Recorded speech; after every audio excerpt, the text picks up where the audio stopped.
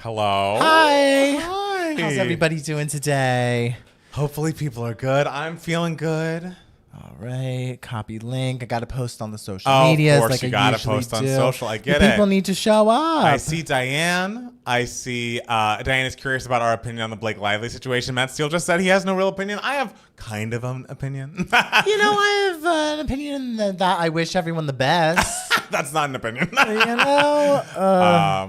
Mama Steele's here. Jen Walker is here. Oh, I love that two people that were from the live show were saying hi. Well, I mean, everyone in LA was there. The It's whole true. town The was whole there. town. so. Whole town. All right. Jeanette's here. Juan is here. Hello, Juan. Hello, Juan. How are we today? Mandy, are we ready to die? We already died with a smile on Friday night. We did it. Who's Tangerine Marketing? We met her at Yes, the live show I as well. love the live show people. The thing is, should we do another one? Yes. Do you want to do one? I mean, again, this is stuff we usually talk about off the air, but whatever. I'm thinking of trying to do one around the holidays. Yeah. And I feel like I should probably reach out to the venue sooner because I feel like it would get booked up around then. Y'all need a Christmas show, right? You need a Christmas. You need us singing All Over Christmas As You. Yeah. Like musical / R&B remix. Okay, is that our duet that we'll be That's doing? gonna be Well, the are duet. there any Christmas duets I mean, that aren't? It's cold outside. Oh, not It's Cold Could you Outside. imagine us singing "Baby It's Cold Outside"? No, I don't want that. That's like Nobody something. wants that. It's so interesting because like you love Christmas music, Yes. so people would think that you must love that song, and I love musical theater, and for some reason musical theater people love that song, and so people think that I would love that song, Right. but really I couldn't give two shits about that song. I just think the discourse around the song is exhausting. It's killed the song. And it's killed the It's song. killed And the the song's song. not good enough to warrant all the discussion. Like, it's fine. I like the Christina CeeLo version, even though I believe he's been canceled. But other than that, there's no real version of that song that I'm like, ooh, yay, let me throw it on the playlist. yeah, it's just kind of I feel nothing. Oh, Kelly and Ariana, that like wanna be All Over for Christmas Is You, which is a song I do like, the Kelly and Ariana one, but it's very clearly like we're going for. I have no clue what you're talking about. You do. It's Santa, can you hear me? Oh, I don't care about that. Don't care Oh about my it. God. Hi, Montrez. Hello, Hi, Montrez. Tyler. Hi, Tori. Hi, Christian. Lou, how's everybody doing today? How are we feeling? You're feeling energized. Aren't we? And then we were talking about, I know some people are sad that like, you know, the sun is going down a little bit earlier than it was in like the height of summer. But guys, we look great. This is helpful for us. It's good. And getting the lights as You we remember want this it. time a month ago when we would turn on the live stream and we looked like we were in like an overexposed picture? Remember that? Did you see Juan's comment? Oh, Juan, I what'd you did say? laugh. It's not bad. Still got Get off Sniffies. I'm here now. girl. You can Could check you my imagine phone. I Something do that not have that app. Matt Steele is not on. I will never forget. My friend showed me that app. Which when friend? I'm not gonna say his name. Okay, fine. It's a friend with the same color hair as me. You haven't seen this friend in a long time. I haven't seen. I might have seen him when I went to dinner, a surprise dinner for another one of your friends, Bridges. Okay. And I believe he might have. Sure. Oh, Would so he you have did been see him. there? I believe I saw. You've seen him more recently than me. Yeah. I remember when he showed me. He was like, "Oh, you all know of this new app called Sniffies and everything." I was like, "What is that?" and everything. And he showed me, and I was like, I mean, what's going on Sniffies? Like, are they showing? "You don't want to know. I don't. You don't want to know. Is it you're, like you're not the target demo? crazier than Grindr? Oh, I mean, yes. It's Really? more like because I feel like the gays now use Grindr for like kind of like whatever you want it to be. Yeah, like I it's know like a lot of gays we're who now hooking up. use it as like a dating app as Yes. well, or like hey, like I'm bored. It's 2 a.m. Let's talk about like movies or something. Yes. Like people use it for like Sniffies has become the. This is what I want. My profile picture is a picture of a crevice of my body that has not seen the light of day Oh. ever. Like it is. Who? I mean, we're on a very weird beginning of this, Sure. show, but like, who wants that? And also, Like- I think Sniffies, I think the interface, it shows you like a map of the neighborhood and it pinpoints exactly where everyone is. Is Grindr not pinpointing exactly? No, It's kind of like, it's just like they're this far person's away. vaguely a mile away. Right. Yeah. So, Woo. yeah. Well, we love everybody, and if that's your way of getting down, there's no judgment here. there's no judgment, but be safe. But be safe. But also, like, if you're looking for us there, or Matt Steele there, I'm in a monogamous relationship. If you're looking for Matt Steele there, you probably won't find him. I'm not there. That's what we're saying. I'm not there. I'm waving at everyone who is there. Yes, exactly. We want Giving them them happy. a thumbs up. But, Juan says, I want that. All right, well, that tracks. Steele, how do you feel about... Oh, is that a... Oh, I mean, like, Cedric is adorable and sweet and Yeah, like just like a little angel. seemed like a sweetie. Oh, what a sweetheart! But motherfucker, he had to go, like, because that was television. Yeah. What happened on Thursday was television. you and all the people seemed very happy. Oh my about God, it was that. great. But bless his heart, he was a sweet kid. He was Yeah. a sweet kid. But goodbye. Love you, Cedric. We have no idea what actually happened behind the scenes, but the way Blake Lively has been promoting the movie is really upsetting. I agree with that. We talked about that last week a little bit, how it's like we should be highlighting what the movie is actually about. Yeah. But this week we'll talk more about what's come up because I have different opinions than I did about that. Oh, I can't wait to hear. I mean, them. it's just we'll talk about it. Okay. The only thing I've been on for like a day was OkCupid. I'm glad I don't do dating apps. I mean, OkCupid was where I met Jackson. I know. And I was on OkCupid late. People were not on OkCupid. I know. anymore. When you were like, I'm logging back into my OkCupid, I was like, know. girl, what is this, 2012? But you were like, no, it's going to be great in 2019. But see, your gut was telling you I need to log into my I OkCupid. do. There's someone dipping their toe in. Yeah, it's true. And You got a finding dipper. The safest waters. And, hey, and I was like, oh, hi, you live close. You live close. Let's go on a walk. And then when you went on that walk, you walked past me. It is wild that you met him the same day I met him. I know. It was great. It was great. Yeah, for those who don't know, when they went on their first date, I was at a boba place and they were walking around the neighborhood and they and you walked past and Matt Palmer was like, that's my roommate sitting right there. And was Jackson like, hey, let's go in and talk to him? I think he was. Okay, because I was about to say, that's something that you would not do. Oh, no. You would not be like, oh, why don't you meet my roommate? No. But it's very much something It's very Jackson would do. Like, yeah, let's Let me meet your let's meet and be roommate. friends. And Yeah. he met. And then as I'm leaving, Matt Steele texts me, I love him. Oh my God, he was so adorable and so sweet and just what Matt Palmer needed. And clearly, hey, I was right. You were right. Yeah. You were right. This movie is actually bad. That's the thing that I hear about it ends with us is that the movie's not good. But I want to see it. of course, you were at a boba place. Of course I was. Where else would you be? Predictable. I haven't been invested in Blake since I rewatched Gossip Girl as an adult and realized she can't act for shit. I don't mind. I mean, again, when I watched Gossip Girl at the time, I didn't mind her acting. I've never. I mean, the only things I've seen her in, the Sisterhood of the Traveling Pants. Yeah. I think that's the only thing I've ever seen her in. And she was good. Yeah, and she's good. I mean, I thought she was good on Gossip Girl. But Colleen Hoover books are just bad from what I heard, so I'm not really. Oh, I'm sure they're delicious to read when you're in the mood for some, drama, right? Some romance, maybe. Palmer, have you put your Christmas tree up? Michael's coming for me because I may have started listening to Christmas music again this week, and it was a nice time. I felt great listening to that Kelly Clarkson "When Christmas Comes Around" album. It's so excellent, and it just gets you in a good mood. I've been having trouble sleeping, and so I'm a person who needs a lot of sleep. Yes, right? you are. If I don't get enough sleep, it's over. Like It's over. We're not having a good day with me. No. And so Christmas is helping. And when you're not having a good day with Matt Palmer, you're not having a good day with anybody because Matt Palmer. I'm sorry for having feelings, okay? And I express them, or I You don't. sure do. I am quiet. Yeah, but it's like you're quiet, but you feel the simmer throughout the entire room. But don't worry, because I didn't sleep well last night, but then I did take a nap during the day. That's today, good. And That's so it's good. like, okay, I think I'm up to a total of 6 hours and 45 minutes. Okay. Like anything below 6 hours, it's like, oh. And the thing is, people live on that. People regularly sleep less than 6 hours. I'm like, I don't know how you do it. I know. Like I would be I know what month it is this wave. Thank you. And I'm happy about. No, I mean problematic. I've heard Colleen Hoover's books are problematic as well. I don't know exactly why. And I don't really care. Because I'm not going to engage with them. But yes, I know what month it is. Love listening to Christmas music outside of the holiday season. It picks me up. I needed to pick me up. Matt Steele, have you seen Cuckoo yet? No, I haven't. Is Palmer a Cancer? No, I'm a Taurus. Triple Taurus, actually. Rising, moon, and sun signs, all Taurus. That's why I'm always right. Mm-hmm. You know? Mm-hmm. Is that what it says about? Yeah, that's what it says. Is that what? But Matt Steele's a Gemini, so he's a backstabber. No, Two-faced.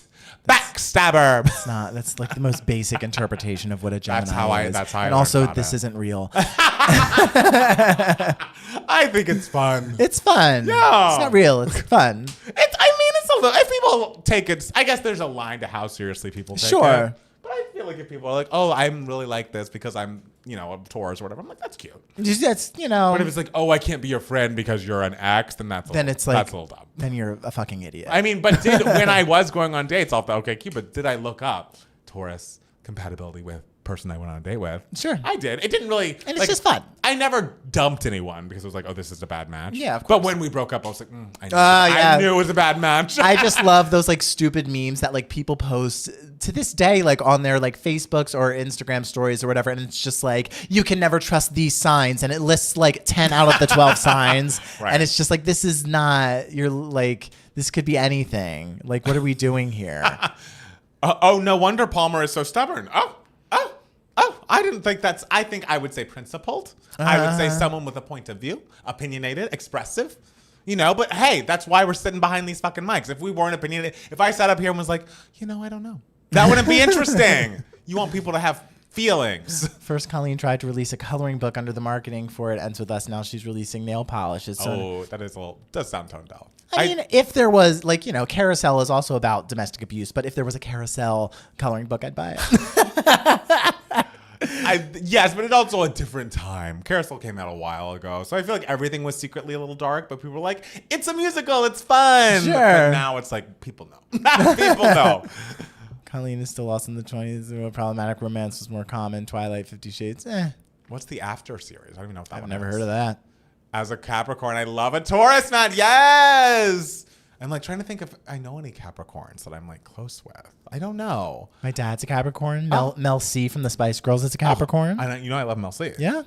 And Janie is a Cancer, and so I feel like I've looked up like friendship compatibility, and Sure. Taurus and Cancer are very compatible. Jesus Christ himself was a Capricorn. Oh.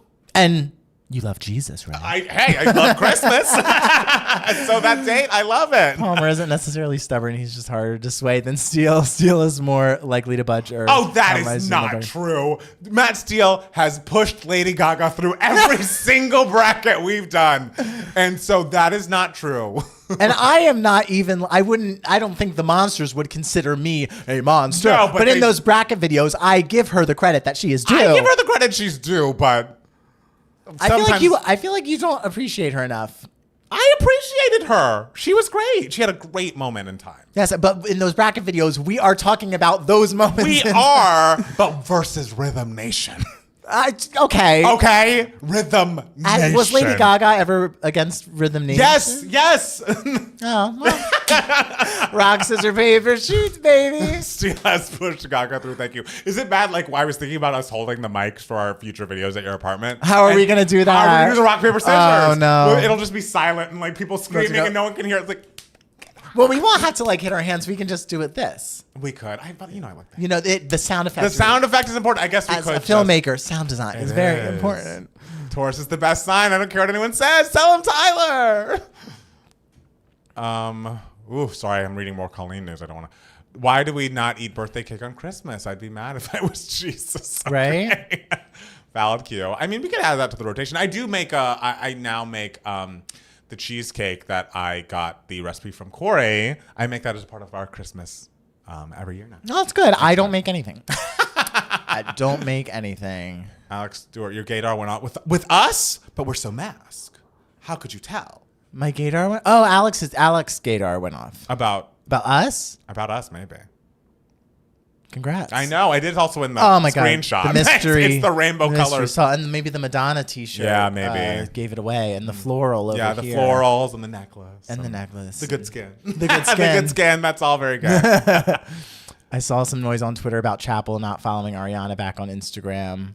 Stop Guys, looking at who people are cares? following. Palmer, as a fellow vocalist, you need to appreciate Gaga more. I do appreciate Gaga. I do. People have really painted me into Matt hates Gaga. I don't.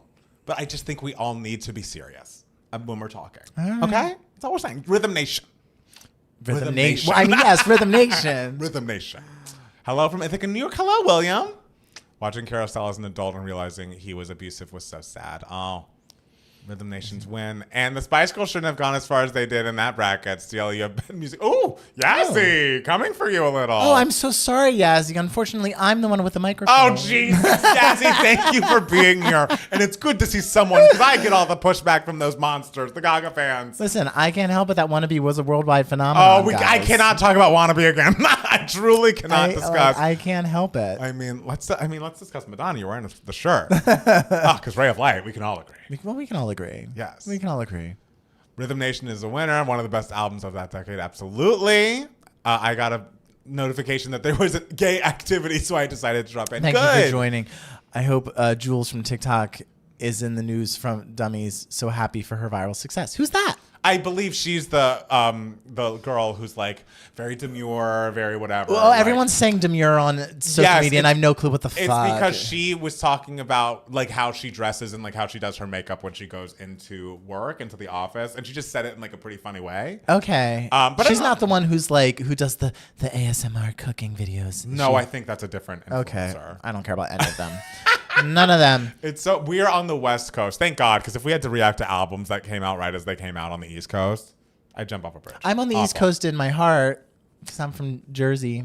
I mean, I'm from Atlanta, but he's forgotten his roots. I have not forgotten my roots. I go home. I still remember listening to Spice Girls for the first time, and I choose their third album first. Oh, I forgot you did that, Christian. That was not it. That album doesn't exist. It doesn't. They've really never had a third album. It's so weird. Maybe one day. So I mean, if they did, if they put out another album, I heard a thing about two of them feuding. Was it? Yeah, you've heard of it. There's always a rumor. And the thing is, the Spice Girls never deny when two of them are fighting with each other. It's why I love them so much. It's Ginger and it's Jerry and Mel B. Get out of here. Why are they always fighting? Oh, why not? Because they're both big personalities. They're both huge pains in the asses, I'm sure. But friendship never ends. They always make up. It's all going to be fine.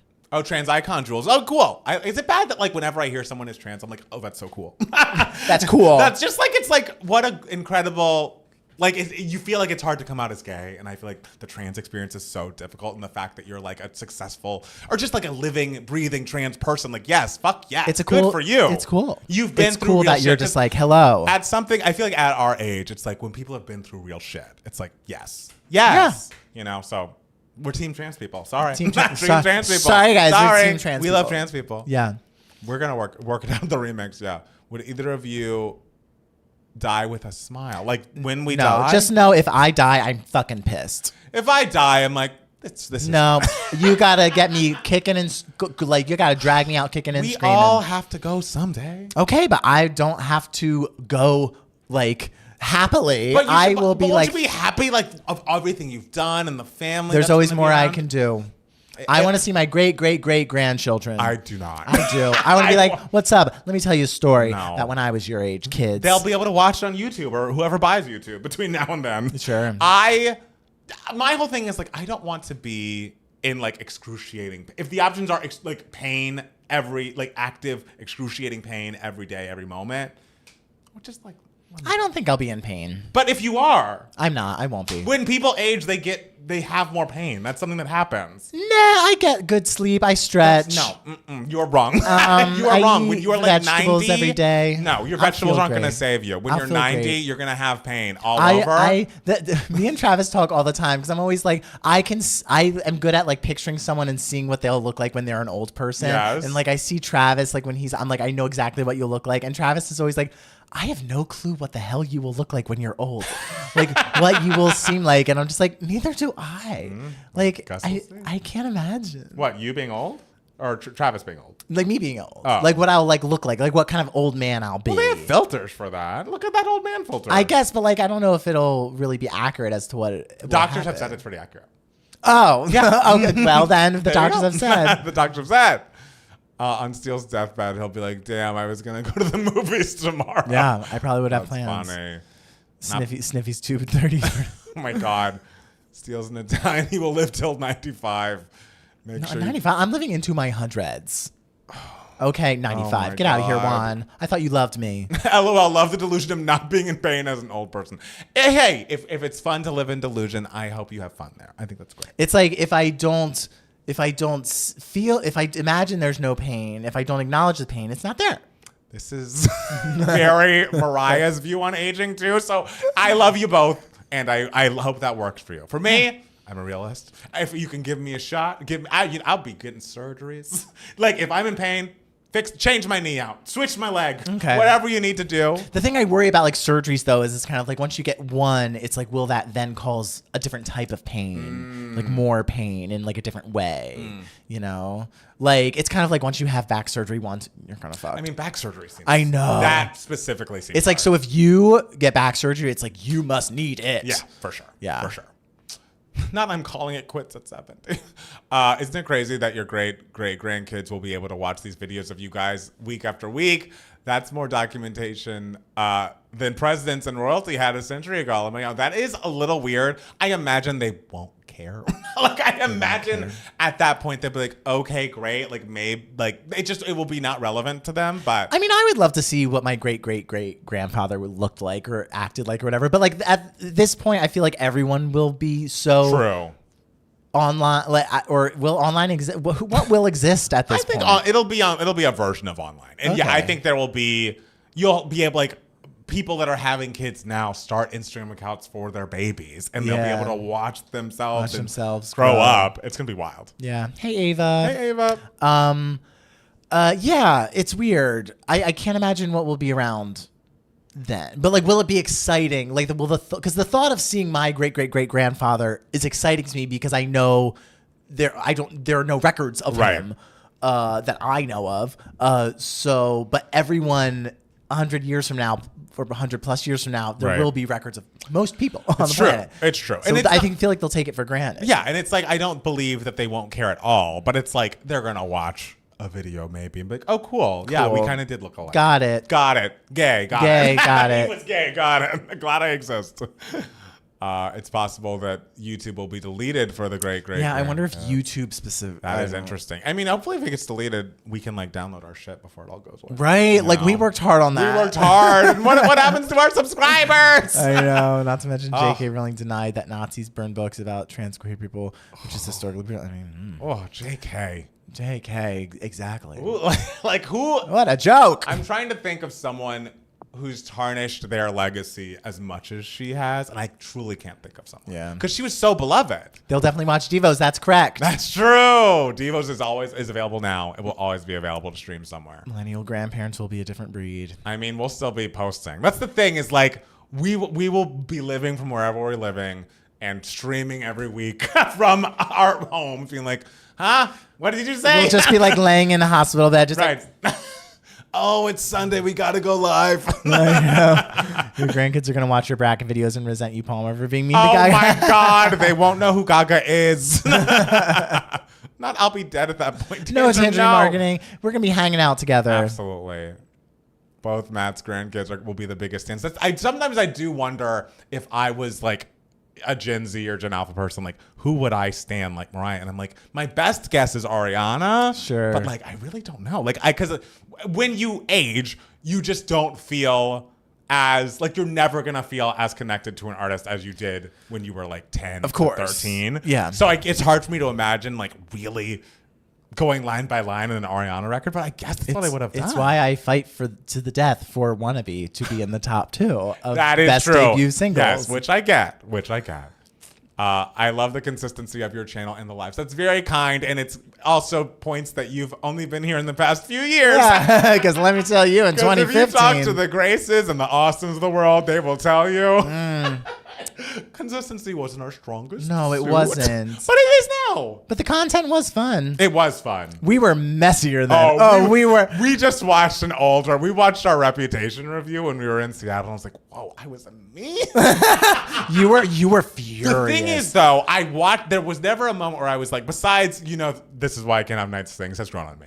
But besides that, I'm like, I do still agree with everything I said here. So I'm Gen Z and I don't really stand anyone from my generation. Who do you stand? This will be after the JoJo Siwa. I mean, the thing with not to be like that old person who's like, the kids don't understand. It's kind of like the generation's younger than us. It's kind of like there's only so much they possibly can stand because like in our generation, it's like if you wanted to stand someone, you really had to like commit. Like it's like you depended on this person for your entertainment. Yes. You had to go out and seek this. You had to buy the CD. You had to like really go online and really search. Whereas like now young people, they just have all of this content like being available in them, so they can't like appreciate it as much like when they do discover like through a hole in a corner of a message board what like Mariah's new single is going to be or something like that, so because there's just so much information out there all the time. Yes, that's true. And that's also true. Everything is changing so rapidly now. that it's so hard to really commit. And that's why it's exciting when artists like Olivia Rodrigo and now Chappell Roan and Sabrina Carpenter pop up, because it's like, oh, we're seeing, obviously we're beyond the days of a monoculture, but we're seeing the excitement around these artists reach a fever pitch in a way that you kind of worried a few years ago. It's like, will this happen again? Yeah. Because the TikTok sounds being top 5s on Billboard, it's always like, but these people are faceless. Like, you don't even know who you're like streaming. It's exciting. Chappell, I believe, Chappell got some old school crazy fans pretty quick though. She did, and I'm so excited about that, especially that she's a queer girl and that her music's so fucking good. I know, it's just great. Did y'all hear about Neil Gaiman too? I don't know who that is. Neil Gaiman. These days, younger people also don't need to only look at the entertainers as their faves. Content creators, influencers are the new celebs. They look at the two gay men. I don't know if they do. I mean, maybe we'll talk about it on the podcast, but someone did say, hey, Matt, I love two gay Matts when I was out this weekend. Oh, look at you. Nice. It always happens when I'm with Janie, funnily enough. Okay. But yeah, no, don't do that. You should stand. I mean, you can stand whoever you want. Mm-hmm. That's fine.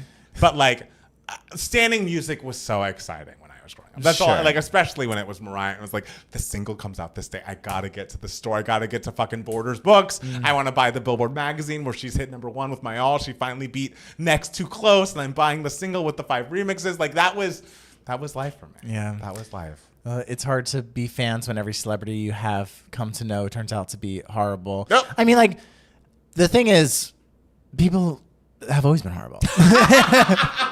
Or like people are inherently problematic, every single person. And so, but it's just now there's so much more personal information about celebrities out. So because in order to be like super famous in this era, you really have to throw everything of yourself out there.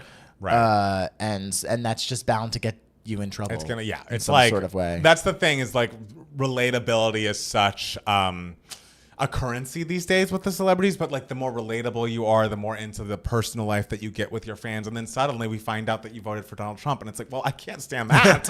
Dear Tugi Mats, how do I tell my laptops are gay? They don't have gay notifications. Sincerely, me. I don't know, man. What? Neil Gaiman did Coraline, Sandman, and Good Omens, and has, oh no, sexual assault, sexual harassment accusations. It's awful. I'm sorry. If I saw the two gay Mats in person, I'd be too shy to go up and say hi. Oh, you could.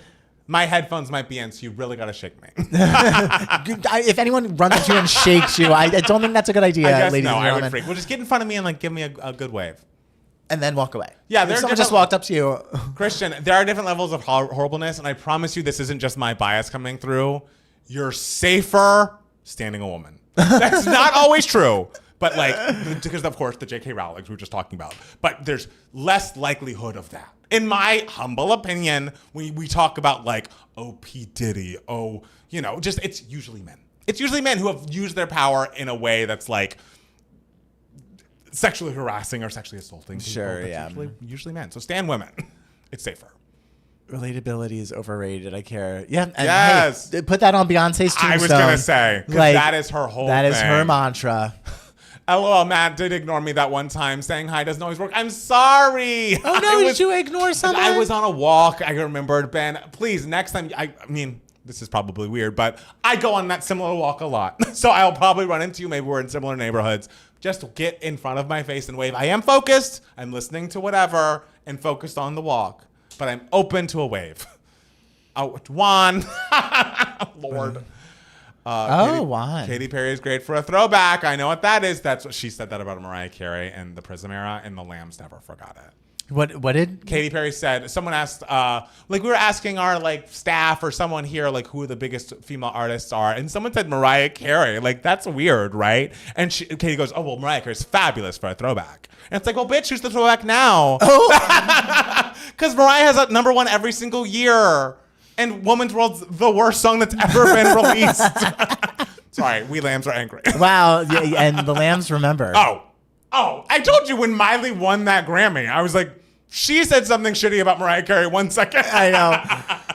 And I found it. But she was very respectful this go round. So now I regret rushing out and buying all these new albums on cassette. I should have stayed with vinyl.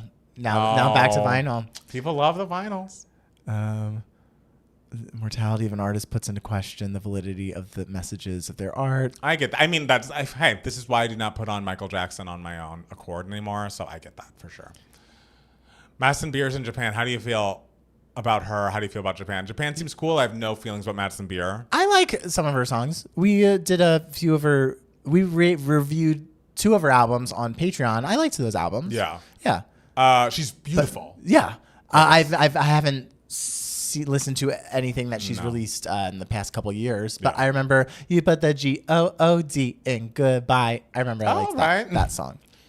Did you guys react to XOXO Camila's album on Patreon? No, we did not. Release the pod on vinyl, just like highlights.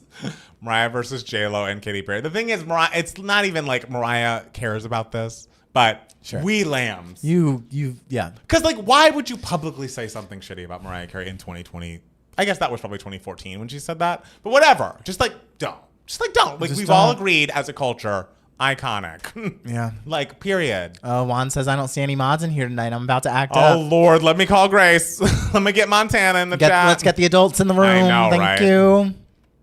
Katy Perry matured so much after Prism era. People should move on. Mariah is mean to other celebs too, like Nicki. You mean Nicki Minaj, who screamed at Mariah Carey during the American Idol taping? Don't do this. Also, are we gonna try to say that Nicki's not mean? Hello, Nicki feuds with every person who's ever rapped who's a woman. Like, sure, I imagine Mariah can get a little petty. Sure, but I'm not. I mean, compared to, I know. Like. I know neither of these women personally, but if we're going to compare the track records, the context clues. Yes, the context clues are pointing. One of them is feuding more with people. Yes, one of them got into a physical altercation with Cardi B, and always is still talking shit about every. Like, yes, Nicki's not the example to use, and I don't hate Katy. Her music's bad now, but I don't hate her.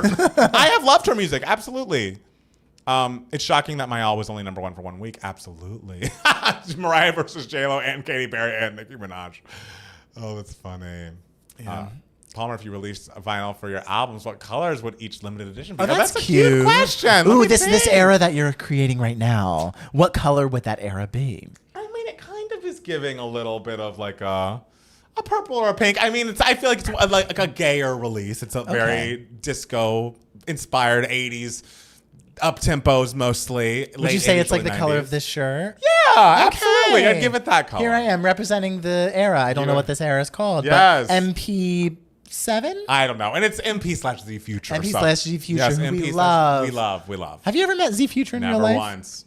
Not even on the phone? Not on the phone. Whoa. We just messaged. Oh, wow. Oh, I think that's beautiful. Speaking of rap beef, I think Drake and Kendrick should just date each other. Thoughts? I mean, if that's what they want. It seems like that's all over. But the Kendrick song, it's for me with beefs like that, when the song becomes a legitimate hit, it's kind of like, well, then now it's over because this person won, because we're gonna be hearing this song for like we put not a period like on us that. is gonna be. It's like how Obsessed is still discussed. It's like people argue like, well, Eminem put out the warning and like you can hear the voicemails of Mariah, and it's like, but Obsessed. People know Obsessed, like outside of Eminem stan culture. Yeah, Palmer's doing his own renaissance. That's funny. I mean, the next thing is going to have Hurricane and Chemistry on it. So if you want the idea of the sound, those two are available now. Nicki's married name is Petty. So appropriate. Is it? Yeah, her husband is last name. Kind of funny. That's funny. Green should be the color foreshadowing great things. Oh, love that. Have you guys heard of Laufey? I think she performed with Ben Platt at the show I went to with That's cool. Hollywood Bowl. And yeah, I had not heard of her before that night, but she was great. She's so tiny and she has this giant, big, jazzy voice. Oh, Matt Palmer, what is your disco ball animal? What's a disco ball animal? Like Beyonce's horse. Oh, Lord. I don't know. Like, I don't know if I need an animal. Okay. You know, you're not an animal. I like animals. I want them to be well. Not as much as, Jackson or me. Right. No, you two, like, you want a petting zoo at your wedding. Oh, I love it. Yeah. You guys love animals. And I respect the love. And I respect animals. I would give them all a good shake of the paw. Okay. So good to see you. That's like me with plants.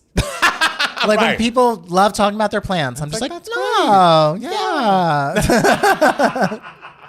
I can get more into people's animals, but there's a limit. It's like I can't. Yeah. I can't. I don't love it when people lead with their animals. Like when people if I'm like meeting a new person and immediately they're just like, this is me and my dog. And everything becomes about like, this dog is a part of my personality. Right. It's like, okay, calm down. Calm down. I think it's kind of an easier start to a conversation. Or maybe some people are socially anxious and it's like, okay, here's an icebreaker. This is an easy icebreaker. No one's going to be like, your dog looks like shit or something, you know? Like, people are going to be nice to the dog or the animal. Of course, So, yeah. I'd rather get to know a person. Yeah. Personally. Wow. Drag animals. Not dragging. I love them. We I love want them. them We to want be them well. to walk free. Yes. And happily. Yes. And be on leashes if you're a dog outside. We love a leash. We love a leash. We love a leash. I think that's my most boomer opinion, is every time I see like a dog out with its owner and there's no leash, I'm like, we're What's out happening in public. You can be like, oh, I know, they'll never bite, they'll never Also, run. as someone who had a dog who would run. Yes, like, I'm exactly. like, What how are we is your dog doing? just staying there? Like, wild. even when my dog was old as hell, if he was not on a leash at that walk, E.T. would be gone. E.T. would fly home That was like- up in the spaceship to the green planet. That was like Ebony, our first dog that we had, is like whenever she got out of that gate, she would go. Like, we had other dogs that afterwards, like Bullet was a puppy when Ebony was a little older, and Bullet would kind of be like, I guess I should run because she's running. But like if he was just there, he'd just be like, oh, the gate's open. Yes, and the thing is, like, E.T. was a very good dog. Yeah. Like well behaved. I mean, he was a puppy. He was like rambunctious and like would eat things, but like all puppies do. Right. But like still, like he would just go. Yeah. If there was a moment where he could go, he would go. Here we go. Should we get started? Sure. Yeah. We don't have a lot to talk about today, guys. No, so guys, it it's might gonna be be a shorter short. podcast. So sorry about that. Take these moments in. Take it in. Yes. We don't have any email my hearts if anyone wants Yes, to, if anyone wants to email shoot us, us an email. Do it. Let us know in the chat if you shot us an email. 2gaymats@gmail.com, 2 spelled TWO. Yes. Steels would be a carousel horse. Oh, that's beautiful. Oh. Yeah. Okay.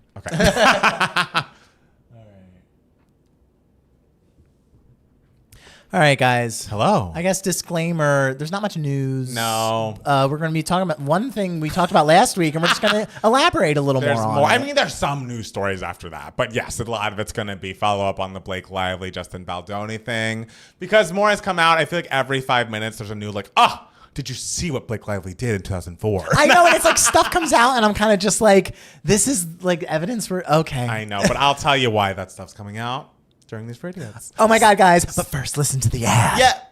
Is there an ad? I guess there's an ad here. Usually there's an ad here, Sure, right? okay. Okay, if there's not, then like let us know because something went wrong. No, it's good. Okay, then I'll throw an ad here. Okay, great. Shit. Hey, ads. Ad. Love an ad. All right. What do we email them about? I love that it's a They're group all thing. collaborating. This could be an email my heart from everyone. I know, all together. It's like, why do you hate animals? We Don't love send us that. teamwork. We do love teamwork. It's true. Oh, people. I think it seems like people want to talk about Blake Lively. Yeah, like what the hell? Like, look at all these people here. Hey, if you're all here, make sure to go to twitch.tv/2gaymats and subscribe to our Twitch, because we will be doing a reaction to Sabrina Carpenter's new album, Short and Sweet, this Thursday night at 9 p.m. And we'd love to see you there. I guess it's going to start at 8:30, but the album playing won't start till 9. So Yeah, we're excited to listen to that. We're very excited. Absolutely. We like Sabrina Carpenter a lot. Yes, so talented young lady. we're excited to have a listening party for her. Twitch.tv/2gaymats. do you want to start? Do you want me to start? Oh, please start. Okay. Please. I've had a week. Oh. Hi, everybody, and welcome back to 2Gay Mats, the podcast. It's Matt Palmer. And it's Matt Steele. And we are back again another week. And Matt Steele, how are you feeling? I'm worried. You said you had a week right before we got started. Well, honey, I acted. Oh, yes. I was an actor. I was a working actor this week. I got paid to sit in a makeup chair and have glitter thrown at my face. I remember because I saw you after that. And you're like, I think I got the glitter off. And I was like, you did not. Oh, and guess what? Today I was at work and my coworker was like, you have glitter in your ear. And I was like, shit, from Thursday. Okay. Hey, it happens. Yeah, so I guess do I say what I did this week? I mean, as much as you can tell us, please. Okay, so if you were listening to the podcast last week, which of course you were because you are very, very loyal fans, you would know that I booked some acting work. I'm not going to say what it was, what TV show it was. It's a new TV show, so none of y'all have seen an episode, even if you wanted to. That premieres in the fall, and the character I booked is a little fabulous, I will say. So glitter was involved. Yes. So on Wednesday, I went to the Paramount lot to have my costume fitting with my and my makeup and hair situation done. like all the testing and everything. So they try on 3 different costumes for me. There's one that's kind of like the clear front runner because it's a little more the most clear with the character. Also, it was pink, so it was like it kind of popped a little bit. Absolutely. And so to preface, the outfit had a scooped neck. Ooh. The top had a scooped neck so you could see the top part of my chest. Okay. I, being Italian and very, very manly and very hairy all over my body. So I have a lot of hair on my chest. It's bright red. It's beautiful. And so the costume people were just like, do they want the hair on your chest? And I was like, I was going to ask you guys that. If they want me to shave, I'm happy to like shave it off and everything, even though it'll piss me off because like when you shave in the bathroom, your whole body, like hair everywhere, it's a disaster. And my bathroom's kind of tiny. I hate cleaning it. So anyway, they were like, we'll find out for you. So then go to hair and makeup. They do my hair. They finally fix up my sideburns, which one of the biggest physical insecurities I have with my body is I never liked my sideburns. Really? I've always thought they were like too wide because also being, again, manly, I'm very hairy. And so my beard line is very thick and very high on my face. So my sideburns have always been very wide. And so I've never liked them. And so the hair lady, like she was like, wait a minute. So she shaved like a part of my hairline and made my sideburns like thinner. Do you prefer that? And it's a game changer for me. And so she looked at me dead in the eye when she was done and she was just like, sideburns overwhelm your face. And I was like, thank you for fucking confirming that. Something I've known since like 11th grade. Right. And so, I mean, that happened. So there's are you going to keep it like this when you go get your haircut? I'm going to try. I'd be scared to do it by yourself. I know. A little bit of like a... I know it's very hard because like I can't just like shape the sideburn. I have to shape literally the top of my head up here. Ooh, where my temple is, and that's scary. But I'm gonna do what I can to be beautiful for all of you wonderful people. And so and makeup was very much involved. There was a lot of glitter in the hair, glitter on the face, glitter on the chest. And so the hair and makeup testing was all done, and no news as to whether they wanted me to shave my chest. And so I arrive the next morning for the shoot. It was a Thursday. I get into hair and makeup, and they were just like, it seems like they're fine with your chest hair. You don't have to shave it. You're all good. Great. And so I get into full hair, full makeup, and full costume. There are a lot of components to it. It's very tight on my skin. And so I get onto set, stage 15, and we do all of our rehearsals and everything. And they're about to call action. Oh God, I'm nervous. And all of a sudden I have 4 makeup girls walk up to me with clippers. To shave your body. And they're just like, so they're demanding that we shave your chest. Wow. And so I was like, right now? And they're just like, yeah. And I'm like, why didn't anyone tell me this before? They changed their mind after they saw it. They probably like saw it and they were just like, but I'm like, wait, pictures were taken of me like in the costume and from yesterday. Why are we just finding out now? And so I guess apparently I'm too, my chest is too sexual for ABC. And so literally, I don't have time to take my costume off. I don't have time to even go to like a trail or something. So I rush out in the outside part of Studio 15, like stage 15, and these 4 makeup girls like pin me down and are all just like shaving my chest rapidly. But the thing is, I can't take my costume off, so they're only because there's no time. So they're only shaving the top part of my chest that's exposed. So currently. I'm walking around with a full-haired lower... Wait, currently like now? Like now. You didn't shave the rest of you? Oh, girl, no. As I told you, I don't want to clean that bathroom. But what if you like are having, a moment in which your shirt needs to come off for many reasons that shirts come off? I won't. No one's going to see this, guys. There could be a boy! So no, please, girl. It's 2024. I should know by now that there will be no boys. And so, I'm currently walking around with just like a scooped bald spot on my chest and full hair on the rest of my body. So that's very fun. Also, the hair fell into what I was wearing was like spandexy. It fell into the rest of my outfit. So my stomach was very itchy throughout the entire day. But it was a very, very fun day. Also during the day, the lead actor of this show Is a person whose name you know. Who's a person whose name you know. Yeah. He was not in the scene that I'm in, but he was popping in his face into the set to see what was going on, saw a bunch of people in costumes, ran up to me and said, "Hey, can I take a picture with you?" And I was like, "Wait a minute, motherfucker. I should be asking if I could take a picture with you." Right. But okay, so I'm currently in this actor's phone, which is very fun. I hope that when the episode airs that I don't remember if you gendered them, but that they posted on their Instagram and they're like, "Oh my gosh, so we have to follow this person now." Or at some point. I guess. I feel like people in the chat are trying to figure out who it is, so we can't give them any more hints and follow them soon. But I think that's very exciting. I could imagine that they would post it for the Halloween episode, because why would he want...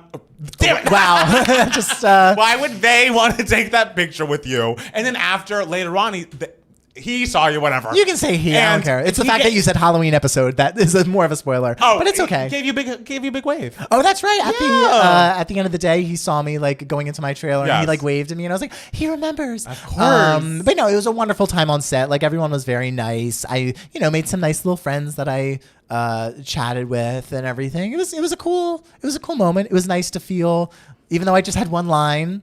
And Lord knows, with my luck, it'll probably get cut. No, it will be there. And it was. Should I say this? There were some people who worked on Dahmer who saw me. Mine was a spoiler. There's some people who worked on Dahmer who were also on this set who were just like, "Hi, it's good to see you again." And I was like, "Oh my God, how are you?" So that was fun. Yeah, it was a good day. Yes. It's very exhausting because it's just like going from like a Seattle trip to then suddenly you're booking something and you're like needed for the next like 4 days for various stuff, and then I'm going to Vegas on Tuesday, so it's a very hectic August. Absolutely. But hectic in a good way. Absolutely.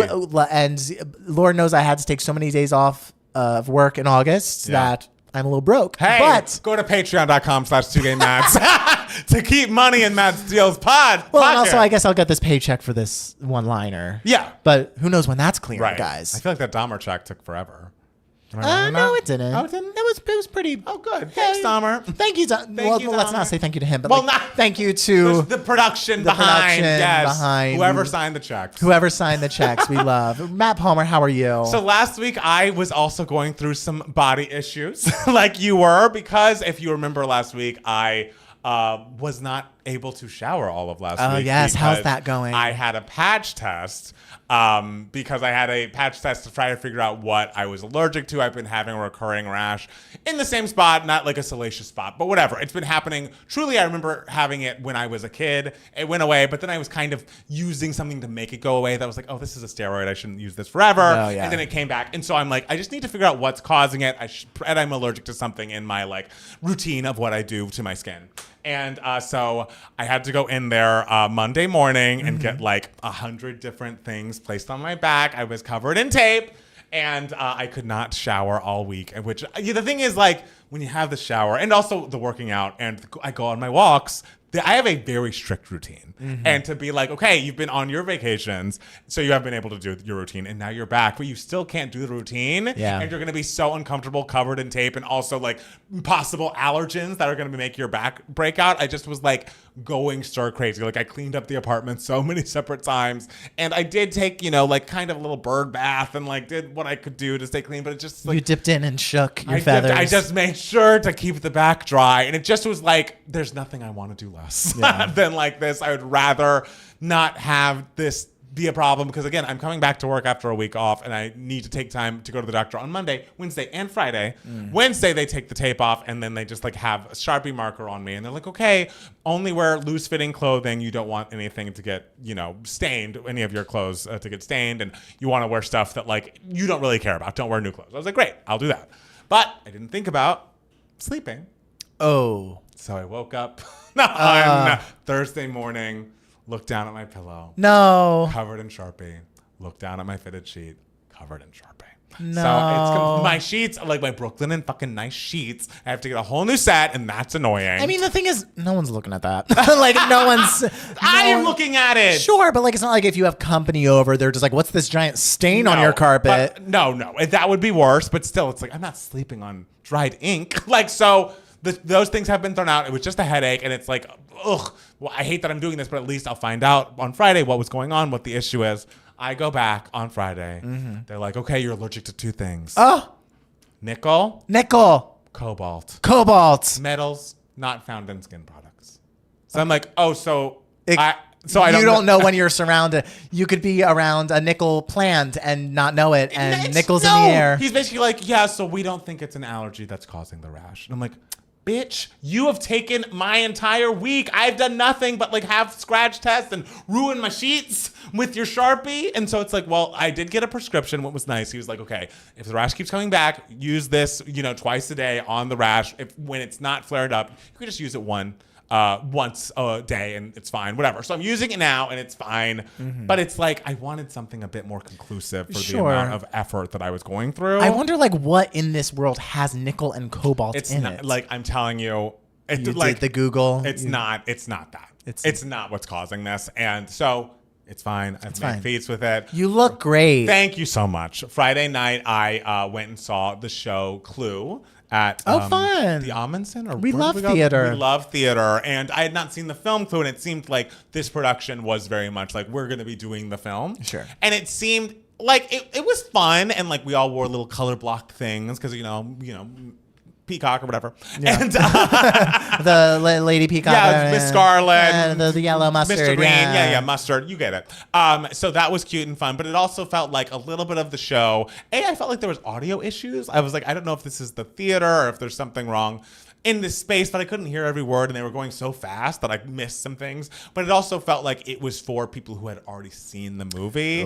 People were really like uproariously laughing and enjoying parts where I'm like, oh, this seems like a reference to the film. There's an in joke here, and, exactly. and I'm not in. And I wasn't in. And so you've heard the jokes like flames on the side of my face. I had, and so when she got up and did that, I was like, yeah. You were like, got that? Yes, I saw that tweet. I've seen that GIF around. So that was fun. And then on Saturday, me and Janie went to see Sarah Bareilles at the Hollywood Bowl, and that was so great. Janie has been in New York for the past month or so it was great to catch up with her and see her. And then Renee Elise, what's her last name? Elise Goldsberry. Yeah. She was the opening act for Sarah Bareilles, and so that was very cool to see her. And she sang "Satisfied" from Hamilton, which was unbelievable. And Sarah Bareilles, I don't know her music that well, but she did an incredible job. She sounded so beautiful.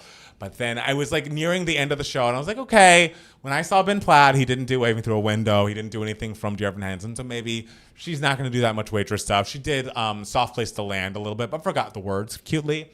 And it's nearing the end of the show. She does Brave, and she's like, okay, but now I have one more song for you. This song changed my life. I think of my career as before this song and after this song. Oh, shit. And I was like, oh, my God. And it's When He Sees Me. Oh, I love When He Sees Me. No, it's Of Course She Used to Be Mine, but like, fucking A. What a song. I love the Waitress score so much. I feel like Matt Steele doesn't love it enough. But I have been obsessed with that song since it came out, and it just like reinvigorated. I have listened to the cast recording version sung by Jussie Mueller. I made Jackson watch the Shoshana Bean performance that I think she did for Broadway.com. And it's just, I just can't like at the top of my head think of a song from modern musical theater post, I'd say Hamilton, that felt like such an instant fucking classic. The moment I heard that song, I'm like, this is Janie said, this is I Dreamed a Dream. And I'm like, you're absolutely right. This is that level of perfection. Waitress is everything. She Used to Be Mine is everything. And she also sang a song from her upcoming musical that she was like, yeah, the team working with that I worked on with Waitress, we are writing another musical based on a book called The Interestings. And she said it was about like kids who go to an arts camp and how they grow up. And, some of them find success, some of them, don't, whatever.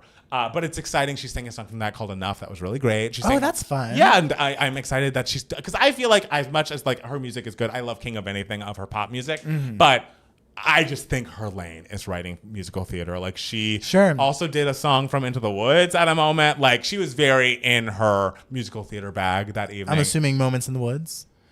I don't know what it was. It was in Act 2, so we didn't do it in Into the Woods Jr. Yeah. So I don't know what it was. Moments in the Woods is the only Baker's Wife song that she sings solo. Is it the one? Yeah, it was the one after the prince kisses her. Yeah. Okay. Well, they do more than kiss. Did they? They roll around. Sarah said kiss, and I was like, maybe in that production. I don't know. I think I'm talking about the OG production when they are rolling down that hill. Ooh. And it is insinuated. Hey, we said that this autumn was going to be Slut Autumn, so maybe the Baker's Wife started it. I mean, the Baker's Wife. absolutely the person celebrating Slut Autumn harder than anyone. Guys. Yes, absolutely. Oh, Jen, yes, Gravity is another great song that she did perform that evening. So that was a fun weekend. And then today we kind of did a couple of final bookings for our Spain trip. I'm going to Spain at the end of September into early October. And so that's exciting and coming up soon. So get ready for us to take a week off, because that's going to happen over the 10 days that I'm away. I mean, that'll be nice. It will be nice, won't it? Oh, goodness. Should we go into the news radios? I guess there's nothing else we can do nothing else here to at do. 2K Mats. There's nothing else to do but that. There's nothing else to do but that. And guys, I just have to tell you, this past week, so we talked about a bit about the It Ends With Us drama between Blake Lively and Justin Baldoni, and kind of involving the whole cast. The whole cast seems to have unfollowed Justin Baldoni. At some point over this past week, it came out that he had hired a crisis PR agency to represent him. Okay. This apparently is the same crisis PR that, I believe represented Johnny Depp during that whole Johnny Depp Amber Heard thing. Okay. And so, as a result of that, every 5 minutes, there's a new negative Blake Lively story that has been on TMZ that is going every which way. And I'm just going to go through the stories that I have heard. Did you see the clip of her in that interview when the interviewer congratulates her on having Parker a little Posey. bump? Yes. Congratulates her on her bump. And then Blake's well, congratulations on your little bump. And so it's sure, she doesn't come across great there. No. Someone an interview has resurfaced where she's using the T slur to discuss trans people, which, by the way, a lot of people were doing in 2009 or whenever this interview was happening. Yeah, in before 2010s, around there, it was a word that was a fun word that people used in a funny way. Watch the Christian Siriano season of Project Runway. That is a phrase that made him famous. And you will gasp. And you will gasp. You will gasp. It is shocking to think of now, but absolutely, it was going on. It was not Blake Lively specific. Yeah. She apparently has talked about referred to Leighton Meester, her former Gossip Girl co-star, as a monkey, but it's kind of seems like it's in a playful way. I haven't watched that little interview. Also, another interview came out of Julia Roberts, who's speaking about it's from the 90s, and it's an interview clip that is basically talking about her film or talking about domestic violence and how it's portrayed. And it's see, if Julia Roberts could do this in the 90s, why can't Blake Lively do it about her It Ends With Us? She's doing this as if it's a rom-com, whatever. And then lastly, on TMZ, the supposed rift was based on, which I don't know if I fully believe this, was supposedly, according to this article, based on the fact that Justin Baldoni asked the trainer on set or something how much Blake weighed so that he could train to pick her up, because he's I've had back problems in the past, and I want to be prepared. I want to be prepared. And then she took this as fat shaming. I don't know if any of this is true. All I'm going to say is, do I think Blake Lively is an angel on earth and has never done anything rude? No.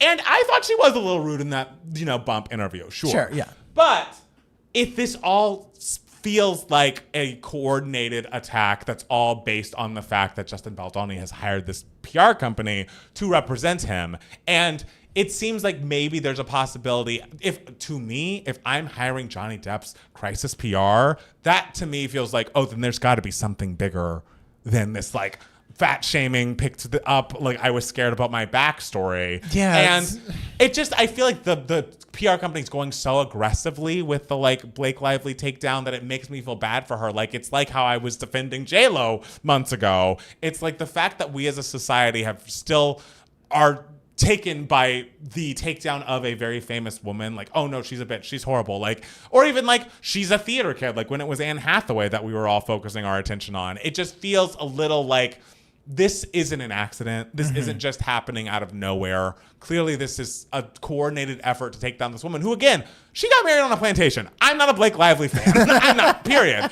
But a lot of the stuff that's coming back up, it's really just to make her look bad in a way that I'm is the societal pile on against her warranted? I just feel like there's got to have been something more to this story if the entire cast and crew seems to be on Blake's side and against Justin Baldoni. I just feel like there's more that we don't know. Yeah, it's hard because we don't know what that could possibly be. Right. Nothing's come out about that. So it's if it is nothing, then why? And why wouldn't he pay the PR people to just like have, because the more the PR company brings up Blake Lively, the more people keep this story circulating in the social media outlets and the news outlets and everything. So like, I feel like if I were Justin Baldoni, I would be like, ask the PR people like, hey, is there a way you can just like squash this entire story? Yes. Even if I am totally innocent of whatever could possibly be possible on Baldoni's end. I would rather have the story be completely forgotten about quickly. I agree. Like this feud or whatever it is being forgotten about quickly than like drum up stuff that's against Blake Lively to keep people talking about it and gets more people wondering what Justin Baldoni did. Right. And maybe the reason they're not doing that is because while the drama's working, like this movie is making a bunch buckets and buckets of money. This is like they've taken a page out of the Don't Worry Darling playbook and it's worked for them. So maybe that's the reason they're not squashing it. But I don't know. Again, I'm not a fan of her. I've seen clips of her where she seems annoying, sure, or like not the kindest. But I don't think we as a society just must pile on a woman every minute of the day. You know, like it just feels like I've seen this play before.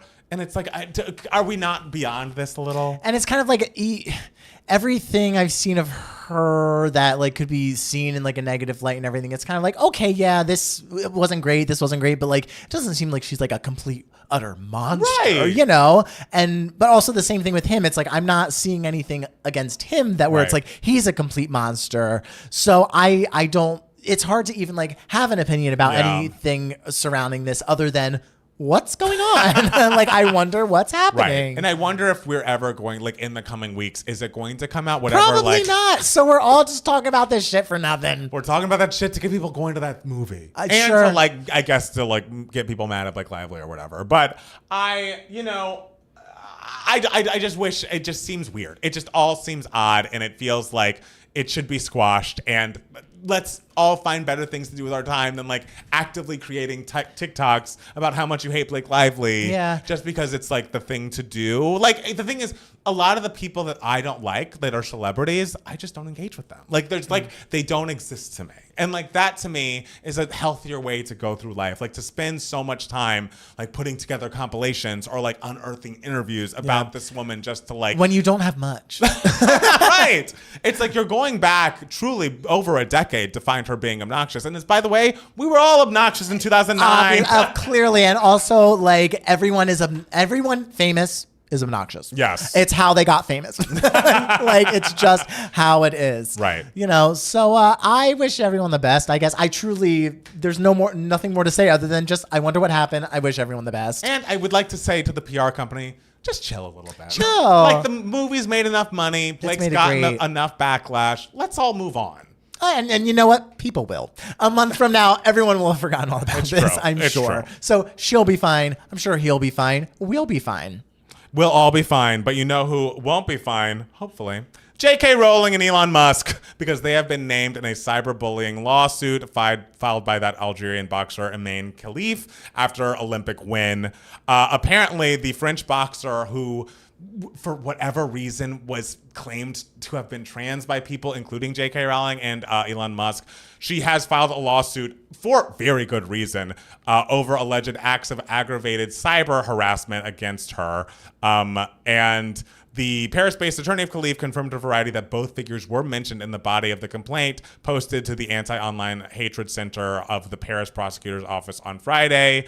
On August 13th, the center contacted OCLCH to conduct an investigation into the counts of cyber harassment due to gender, public insult because of gender, public incitement of discrimination, and public insult because of origin. And it's like, I'm pretty sure from what I understand, J.K. Rowling has not tweeted since this suit has been filed. Of course. And to that I say, thank God. If there's any silver lining to this story, because it's like, girl, you are a dog with a bone with this anti-trans rhetoric that you've been pushing down all of our throats. Like Elon Musk, you're a terrible human being, just as bad, just as horrible. But like, I don't imagine anyone thought of Elon Musk as highly at any point as people used to fucking love J.K. Rowling. Sure. And I feel like a lot of trans people probably felt the Harry Potter books represented them and how they felt like outcast, and like to have the writer of that book be on such a tirade about trans people for so long. I just am I'm happy to see these two people who have been so horrible to this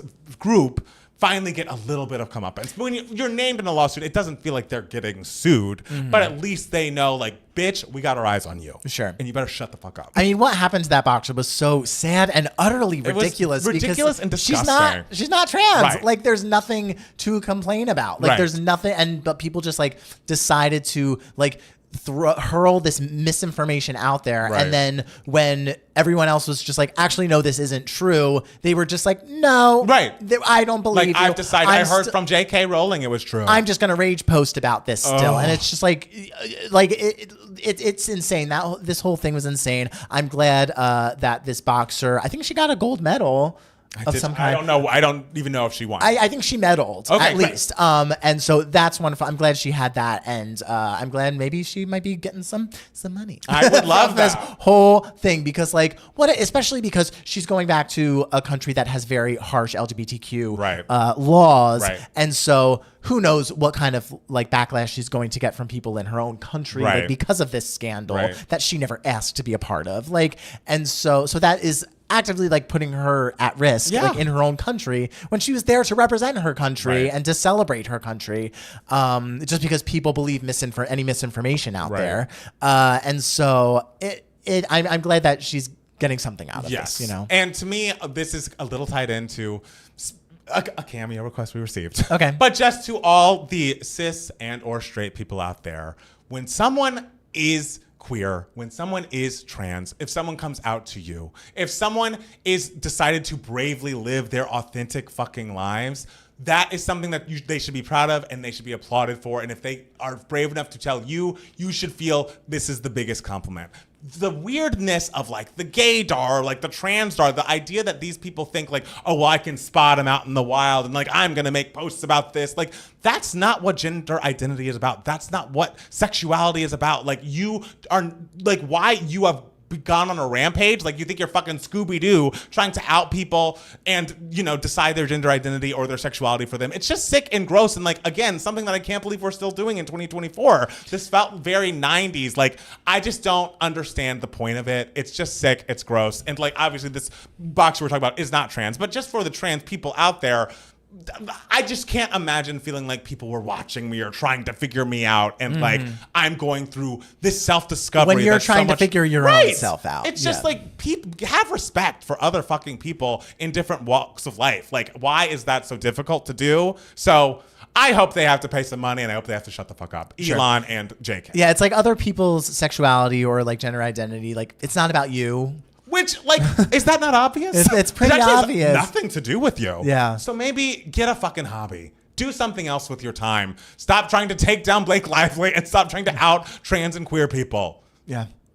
Oh, and you'll be okay. And you'll I be guarantee okay. you'll Maybe be they're fine. just trying to distract themselves from how bored they would be if they didn't have, you know, us to ask us entertaining them. Us entertaining queers. God, why are people so entertained by the gays? Oh, and do you think people know that we're gay? I think don't know. I think that's why everyone's here. They're trying to scope it out. They're trying to figure it out. They're doing the lines. They're doing the detective work. It's like that Kim Kardashian meme where it's like, I'm dropping hints that I'm gay. I'm gay. Katy Perry's going to receive the Video Vanguard Award at the 2024 Video Music Awards. Congratulations. Congratulations to her. I think that's exciting. I believe Chappell Roan and Sabrina Carpenter are also performing at the show. It is airing, I believe, on the 11th of September. They moved it from the 10th to the 11th. I think it's cool because it's clearly a part of her album rollout. Katy Perry, you cannot underscore like her importance in pop music for the time that she was, one of those big main pop girls. This is not shade, but just truly a question because we've done a music video bracket, or did we even do it, or did we just put it together? We haven't done the music video bracket. Okay, well, we're going to do one. Leave it to Matt Palmer to forget what videos we have already done. No, if we've done it or not. I don't know if my, peak Katy Perry, I'm thinking of her music videos first. Okay. You know what I'm saying? Like, I think, California Girls was good, and yeah, that was a big music video.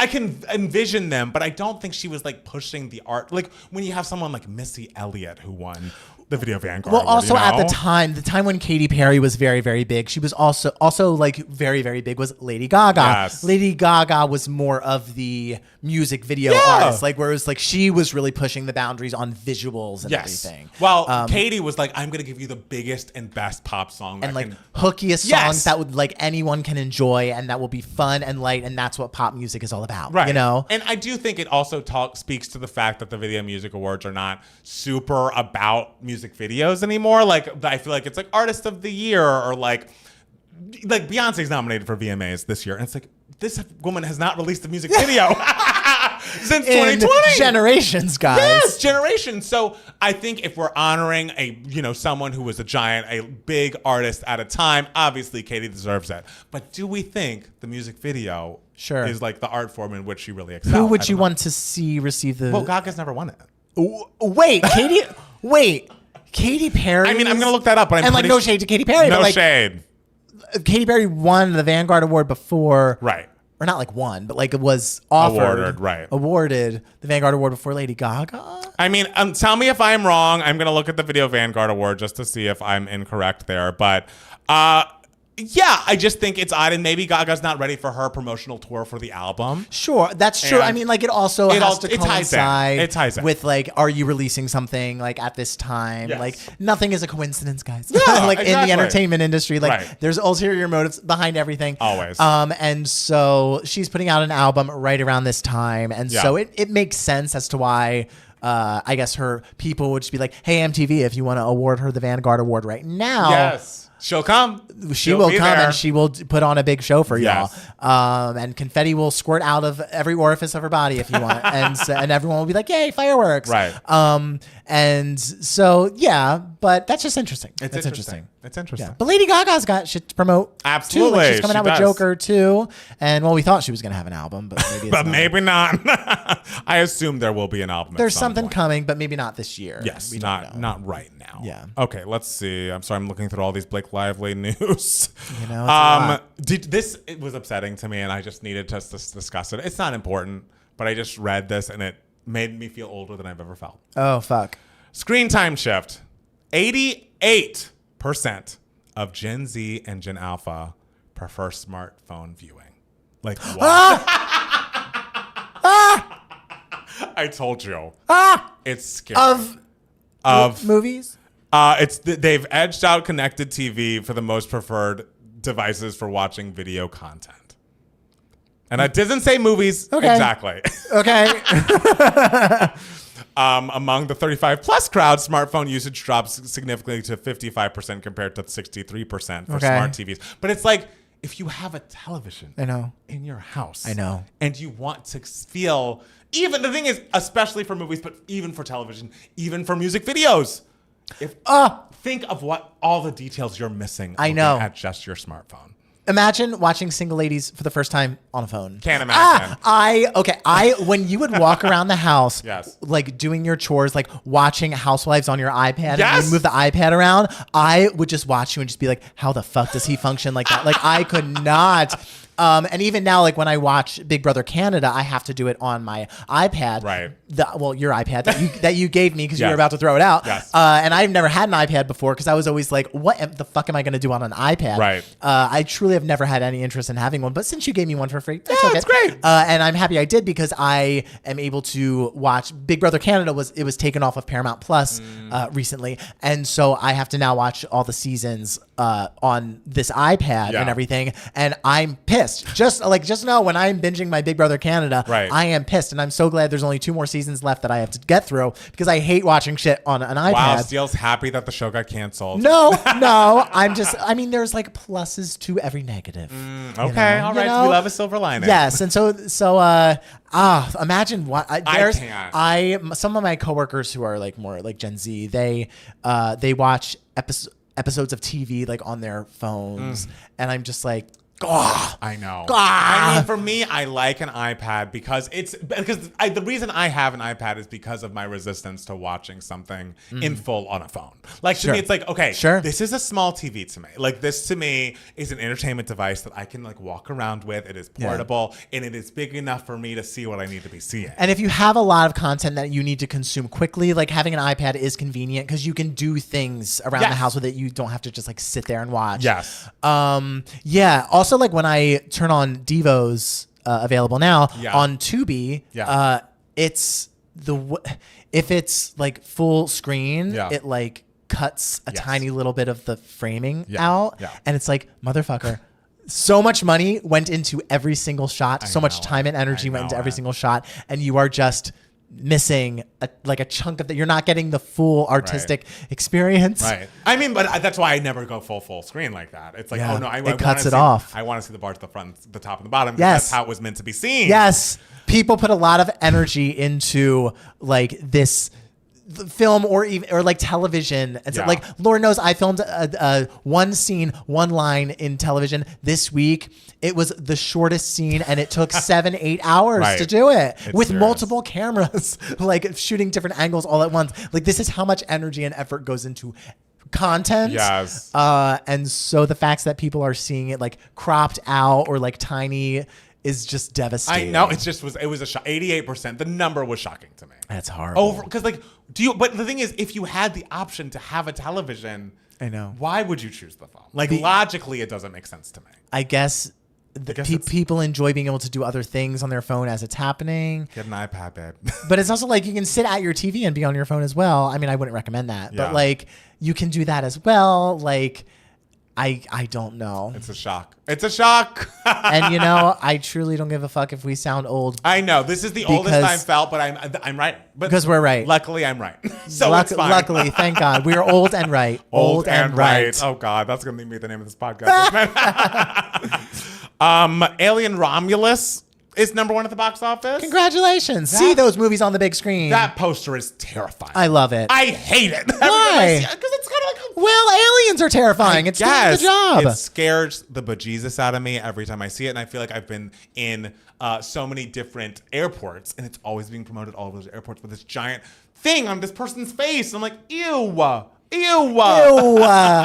Gross. Support cinema. Go see it. Yes, go see it. But like, ew.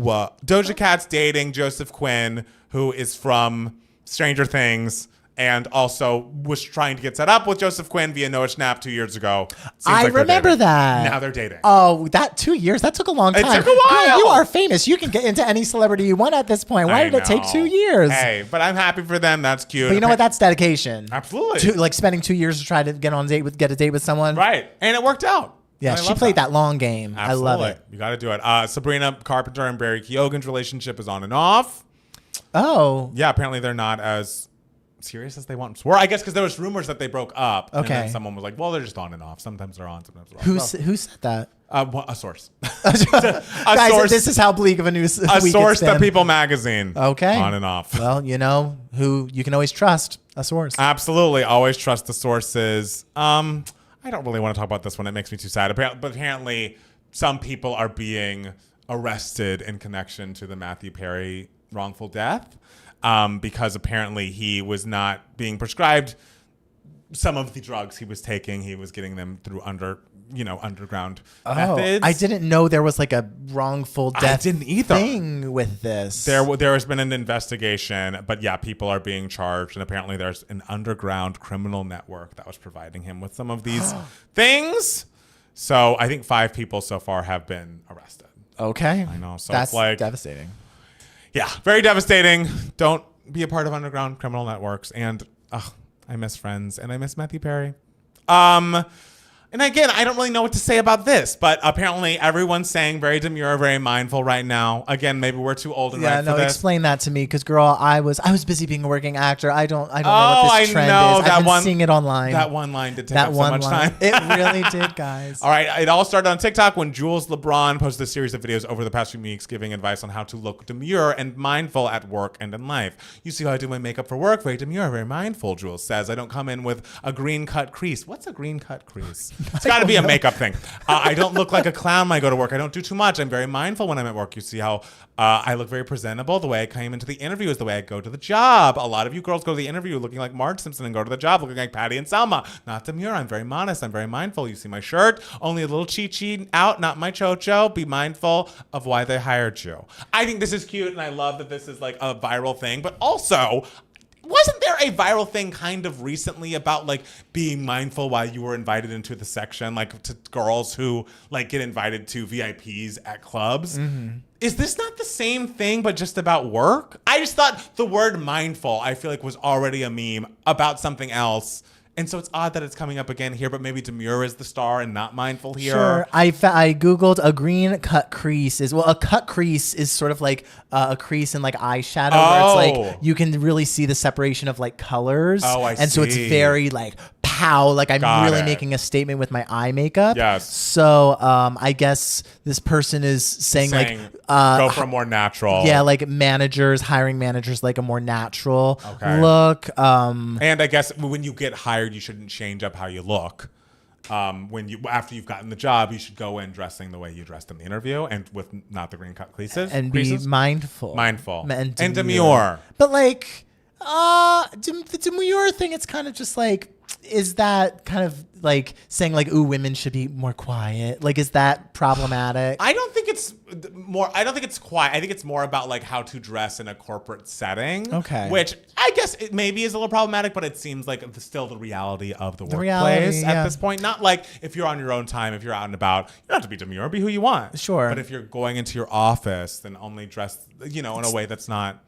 And I feel like it could go for both men and women, honestly. You shouldn't be wearing like a tank top and short shorts. Sure, of course. At the office. I think all of that is encompassed in mindful, though. I think you should be mindful wherever you go. Yeah. Mindful of how you're coming across, mindful of other people around you, their needs and everything.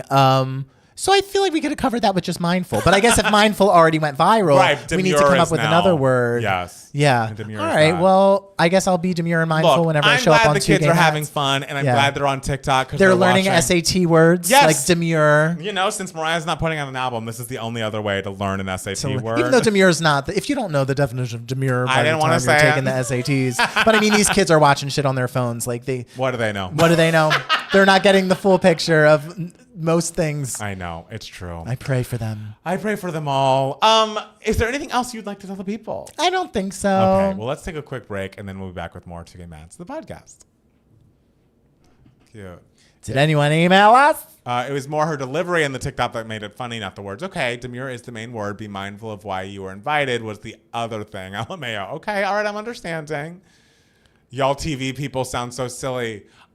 Michael Smith, I love you, but I can't agree. Justice for televisions. You know how big my TV is now?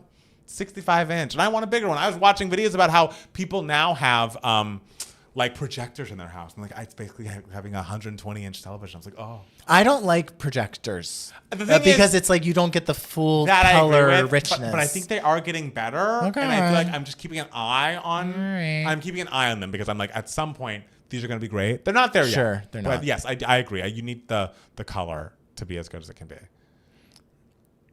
No, LOL, no, it's not about work. Let me use an example. You see how Palmer didn't interrupt while Steele was talking about Big Brother, very demure, very mindful.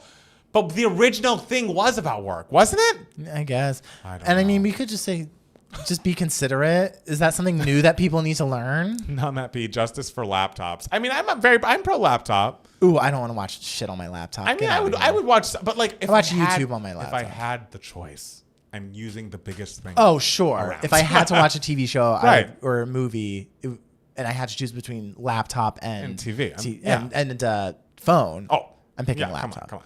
I just sent a projector back. No bueno. Oh, Jen agrees. Okay. Projectors aren't there yet. I think they will get there, but I don't think they're there yet. Let me try to do this one thing. Justice for Strawberry Lemonade. I still haven't listened. Steele, have you seen Sing Sing yet? Yes, I have. It's great. It was one of my Giving Me moments a couple weeks ago. Where were you? Time. People have lives. They can't always be here every week. Justice for all laptops. I'm going to try this because the thing is saying I'm not signed into the chat. I think I am. Okay. Oh, yeah. People. Oh, wait. So we got some email my heart. We got 4. Woo! I know. Pick 2 good ones. All right. Thank you so much, guys. Yes, thank you. Sorry, I'm trying to sign in. 1 second. Bum, ba-dum, bum, bum. But I gotta. All right, you sign in, and then I'll look at what emails we got. You can't look at the emails? I mean, and talk to the people at the same time. Oh, okay. All right. They have 4K projectors now. I love mine. I have 3. Woo! Are they really 4K? And like, is the color contrasty enough? Are the blacks black enough? Like, that's my concern, is like it's kind of see-through. Because let me tell you, the color correction of Devos, I am proud of. I love the color of Devos, and I want everybody seeing that. Okay, I'm currently watching this stream on a laptop. Well, yes, we are not cinema. No. I like, as much as I love us, we are not. I think, you should be watching this on a phone. I don't think it's bad, actually. I'm here. I have missed the most important section of the podcast, Steele, talking about Big Brother. No, you haven't, Jordan. Don't you worry. Is that the most important section? It sure is. I mean, Jordan knows everything I'm about to say. But still, it's exciting to see if I can get through it all. I'm watching on my phone. Yeah, you watch. Internet is for phone. Yeah. The internet's fine for phone. But like actual, like when picture image is really important, then phone is not the best. I thought you'd talk about Chapel's album hitting a new peak of number 2. We can talk about that. That's exciting. I worried if I talked about that, the obvious question is, well, why not number 1? And then we'd have to.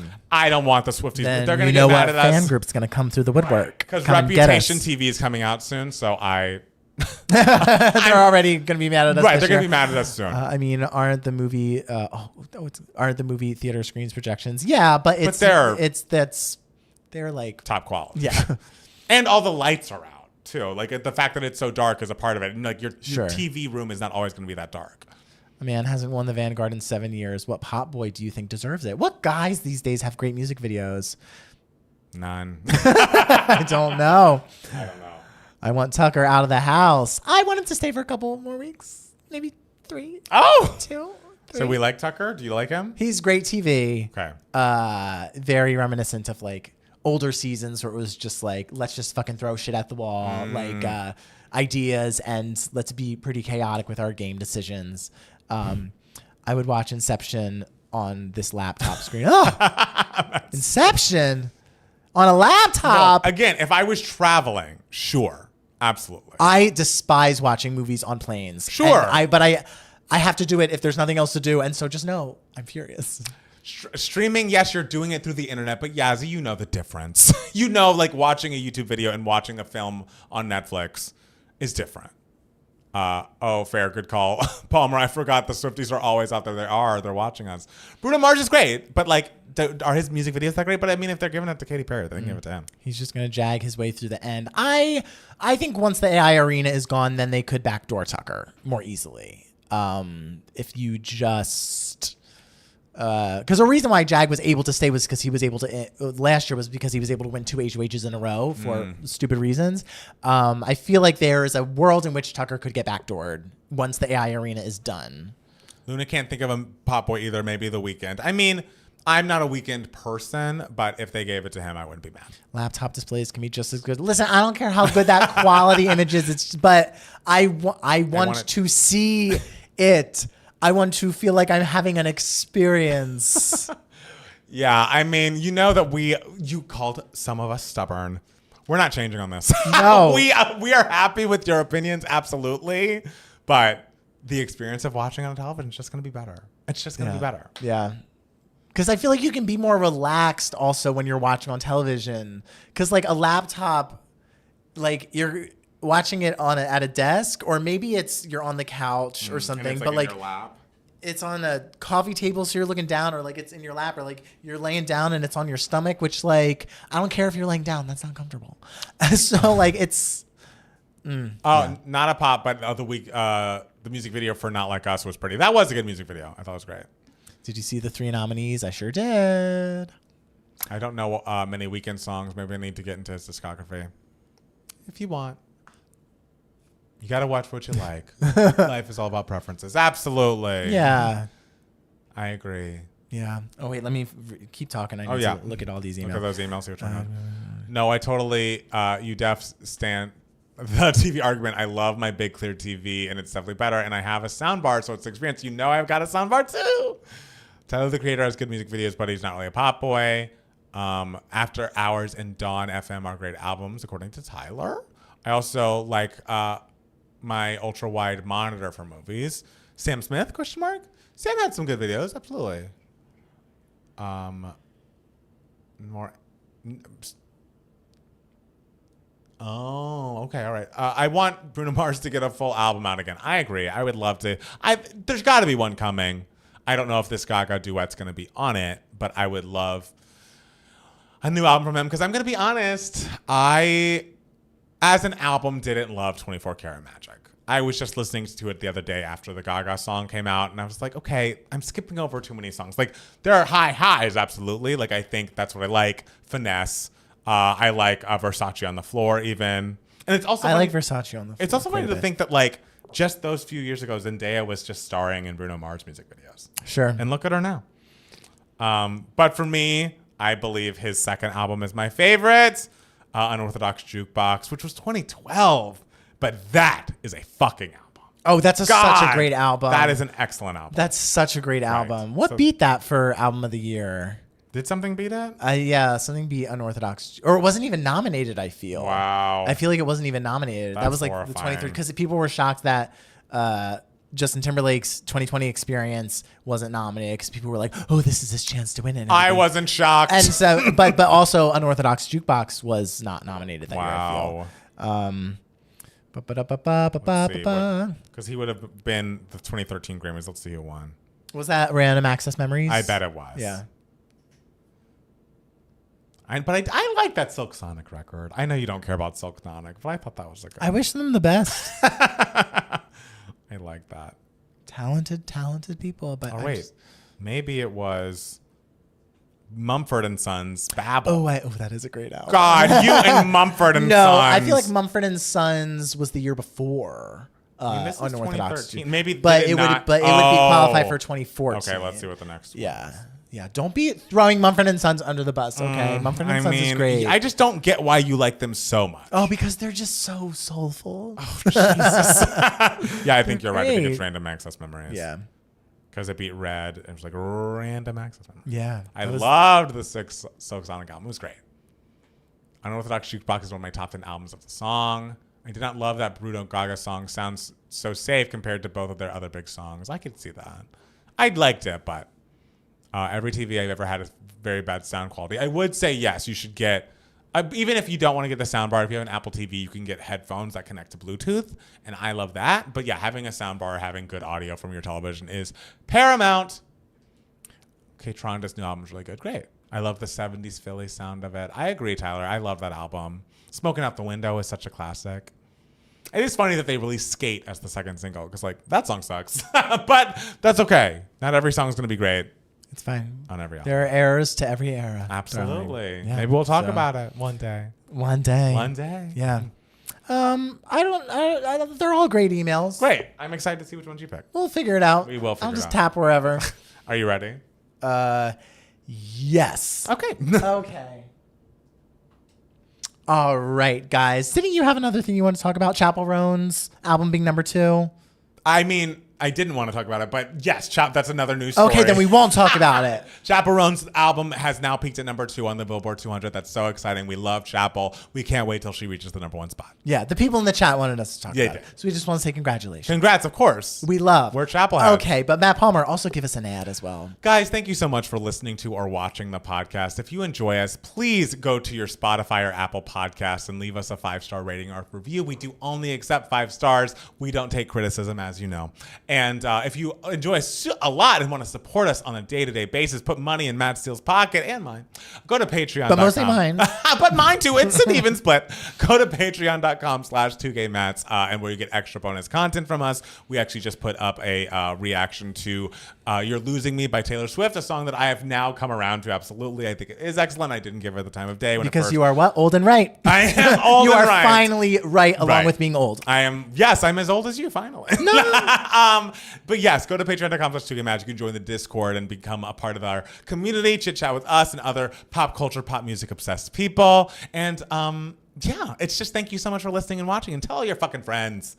Do it. Tell the friends. Matt Steele. Yes. What section of the podcast are we in? So this is Email My Heart. This is the section of the podcast where we answer any questions that you guys might have. You can be a part of Email My Heart if you email us at 2gaymats@gmail.com. 2 is spelled TWO. Amazingly, we got no new emails this week, so we went on the live and said, hey guys, if a couple of you want to send us emails, send us an email for Email My Heart. And in a span of 20 minutes, we got 5 emails. Yes. So I guess I'll pick 3, and then the other 2 I'll put on the back burner. Is 3 okay? Yeah, 3's great. Sure, why not? And so I just want to first and foremost apologize to Danny, who emailed us last week, who was like, hey, can you listen to Kelsey Ballerini? I did not. But I warned you it might not happen. Yeah. But you know what? One day I will, and I will give you a shout out, and I will let you know what songs I like, Danny. Don't worry.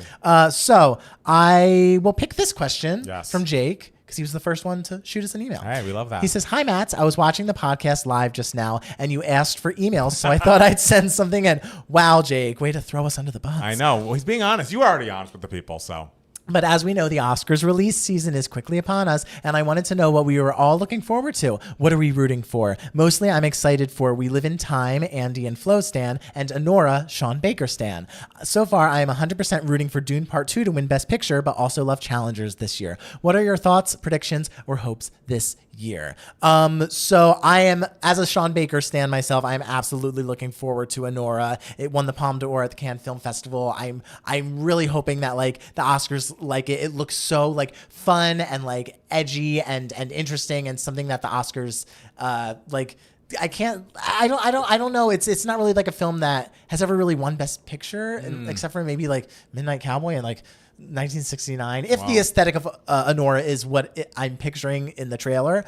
And so I'm very excited for that. Also, I just saw the trailer for Conclave. It's the new Ray Fiennes movie with what's his name, Stanley Tucci, and it's about like the deciding of the new pope and everything. And it's directed by the guy who the German director who directed All Quiet on the Western Front in 2022. That trailer looked fucking excellent, so I'm really excited for that. There's also a Steve McQueen movie called Blitz that's coming out that I'm excited for. So yeah, I'm anticipating some good shit coming out soon. Are any of those movies the one that Selena Gomez won her Cannes Award for? Oh, that's Amelia Perez. I'm excited for that as well. I hear that's really, really great. Though, is that the one that has like sort of the late release? I forget.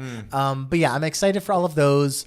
Yeah, I mean, had Dune 2 not come out in like March or April, whenever that was, we would probably be thinking like, if Dune 2 came out like a little later this year, we might all be saying like, oh, that's the clear front runner. But as of right now, there is no super clear front runner. People are kind of predicting Sing Sing though, because it is wonderful. It's a wonderful movie, but it's also very much like a heartfelt, warm movie that like anyone can enjoy, and I feel like has very broad appeal. And the fact that they use actors who were prisoners at Sing Sing prison to be in this movie, it's a wonderful narrative and is really effectively used in the movie. So I could kind of see that winning Best Picture, which I would not. I will say of all the songs, all of the movies that you've discussed recently, that's the one that I want to see the most. Sure. Yeah. So and I mean, like last year there was more of a colder Best Picture win with like Oppenheimer. It's a little colder, a little more intense, whereas Sing Sing is a little more heartwarming and endearing and just nice movie going all around. Not that Oppenheimer wasn't a nice movie going experience, but it's a different movie going experience. So the Oscars like to sort of change it up, the types of movies that they award. So I feel like Sing Sing could possibly be the frontrunner. Are there any movies that you're like looking forward to? I guess not Alien, because you were talking about how scary that poster was. Scary poster. No, I don't think so. Okay, well. I mean, Sing Sing, I guess. But yeah, nothing's really on my radar at the moment. Okay, so next question comes to us from Tori. Tori says, EMH? Email My Heart. Email My Heart. Okay, I was like, what the hell is that? Hi, Matt. So we all know Kamala Harris has been using Freedom by Beyonce as her campaign song. So my question is, if you are running for president, what would your campaign song be? Oh my God, that's a great question. I hope you're having a great Sunday. Mine has to be Mariah. Okay. I feel like it's...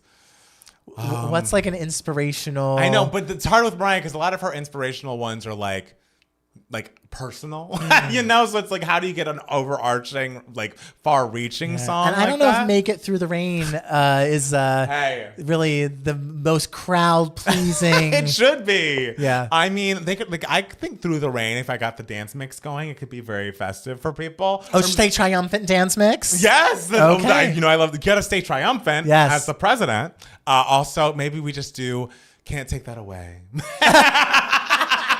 Mariah's theme, because there is a light in all of us that shines brightly. I just love how people who are running presidential campaigns desperately want like the loudest, biggest crowds. Your presidential campaign will be a whisper. It'll be a whisper campaign. They can't say.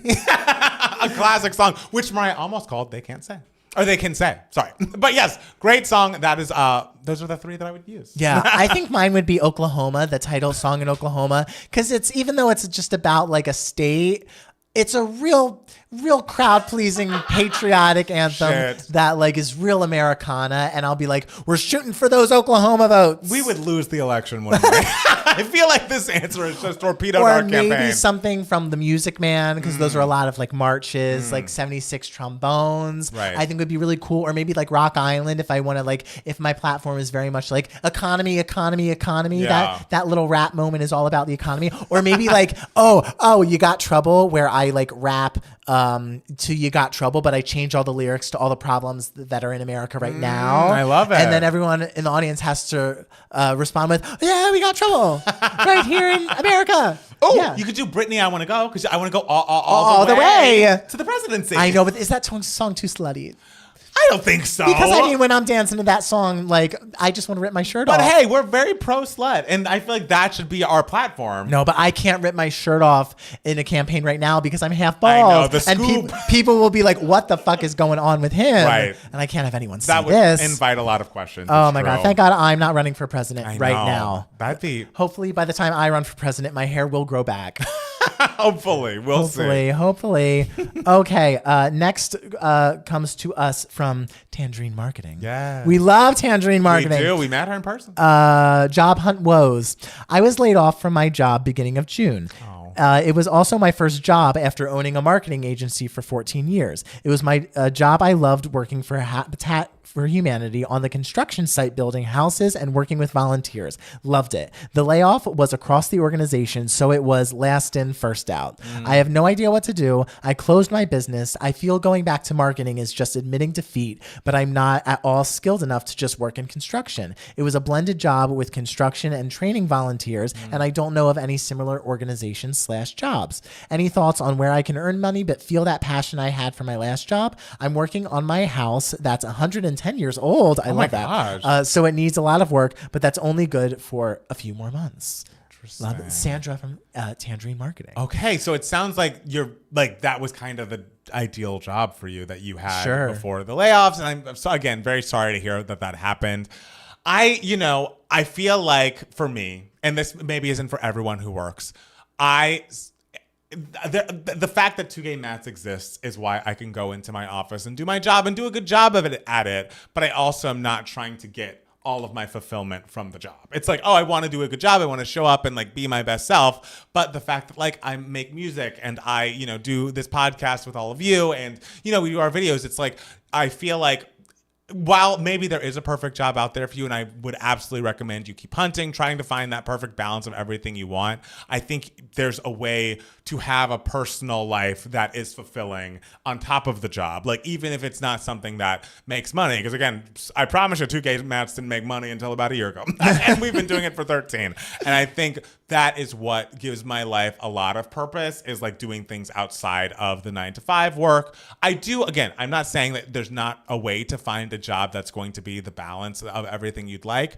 but my recommendation would be to try and find, maybe through hobbies, through community, through other things that are not exactly work related, a way to build a life that feels fulfilling. Because I feel like the fact that you had that job, that happens so rarely for people, that they get the job that's like, oh, I'm feeling fulfilled on so many different sides of myself. It was, a beautiful moment, and I'm so glad you had it. But I think trying to replicate it might be tough. So while you're still looking for that perfect fit. I think find jobs that you are qualified for, even work for them while you're still looking for something else that really aligns with everything. Sure. And if you want to find purpose outside of work, there are so many different hobbies. There are so many different like organizations, communities that you can volunteer with, like that can give you that fulfilling feeling that you had at Habitat for Humanity. Yeah. And I have no doubt that you will thrive wherever you are, Sandra, Absolutely. because we met you and you're fucking rad. Absolutely. Like, you have the coolest personality. Yes. I remember your purse. Like,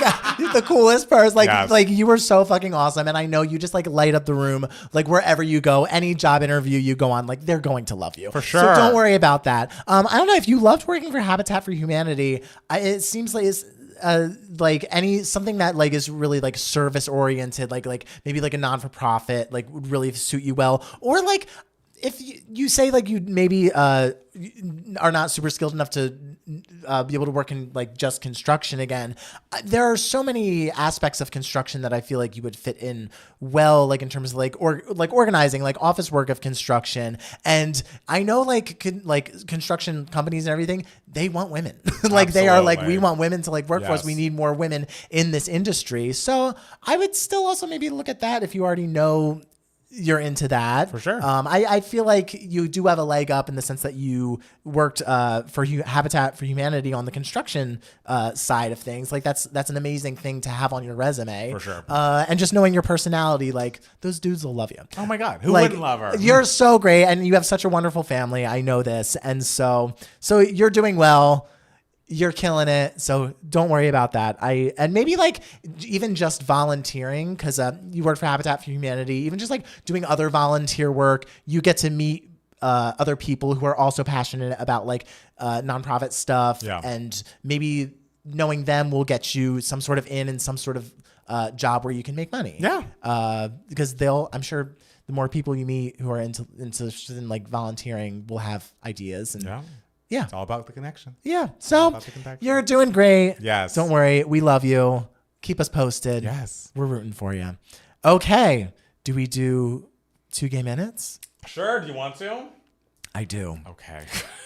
Here we go. Okay, so guys, this is 2 Gay Minutes. This is the section of the podcast where one of the Matts, probably me, rants about something that the other Matt doesn't give a shit about for 2 minutes. And guys, I'm going to be talking about Big Brother this week. Shock. Again. Can't believe it. There's going to be spoilers, so just deal with it. Yes. It'll be fine. Okay, are you ready? I'm ready. Are you ready? I sure am. 3, 2, 1. Angela's HOH win was exciting but completely useless, as it all was to keep her safe from Quinn's deepfake HOH power that he had to utilize this week. Quinn nominated Tucker, his now arch rival, MJ, and Cedric. Quinn's semi-ally, who also offered to be nominated as a pawn to fight Tucker in the AI arena to ensure Tucker goes home. Volunteer as a pawn, you can see where this is going. Tucker won the veto competition and used it on himself, giving Quinn no other choice but to put up Tucker's showmance Rubina. Context: Quinn was a member of 2 of the most dominant alliances in the House, the Collective, an 8-person alliance, and the Pentagon, a 5-person alliance. Quinn is also in a 3-person alliance with Chemo and Tikor called the Visionaries. Quinn, noticing he was at the bottom of the Pentagon, tells Chemo and Tikor about the Pentagon to show his loyalty to the Visionaries. But Chemo and Tikor, who know they're at the bottom of the Collective, are like, oh man, fuck Quinn and fuck the Pentagon and fuck the Collective. Let's try to keep getting Tucker going strong by keeping Rubina safe and evicting Cedric, who is in both the Collective and the Pentagon. So after weeks of being the most passive players, Chemo and Tikor rally Tucker, Leah, and MJ to vote out Cedric if he loses the AI arena. Even Angela joins in their little alliance as she listens to the door and walks in and begs, can I be a part of this, please? I'll be at the bottom. I just want in. Iconic.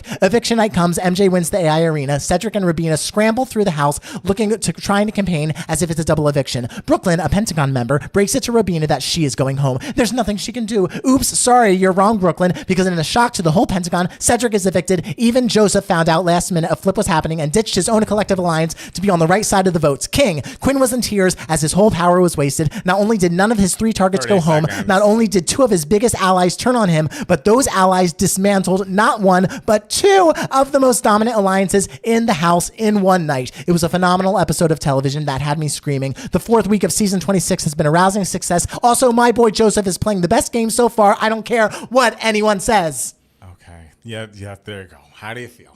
I had 10 seconds left. You did. But I spared all of you because I had so nothing much. else written in my notes app. Well, I'm glad it's still exciting. Did you understand? Not a word. Less than ever. I truly was thinking about other things. Yeah. I was like, oh, what do I need to do after this? Oh, I'm going to go get some Chipotle. You were checking the numbers. Yeah, no, this is not. But it seems like y'all are having fun. Because I feel like there's always a point in the season where everyone's like, it sucks, it sucks, it sucks. And I love that it's not happened yet. It hasn't happened yet. If Tucker keeps winning competition after competition, and like it's impossible to get him out, then people will be like, this is boring. This is boring. Okay. But I think, as I said in the live stream, people asked how I felt about it. I feel like there's a world in which he gets backdoored at some point once the AI arena is gone.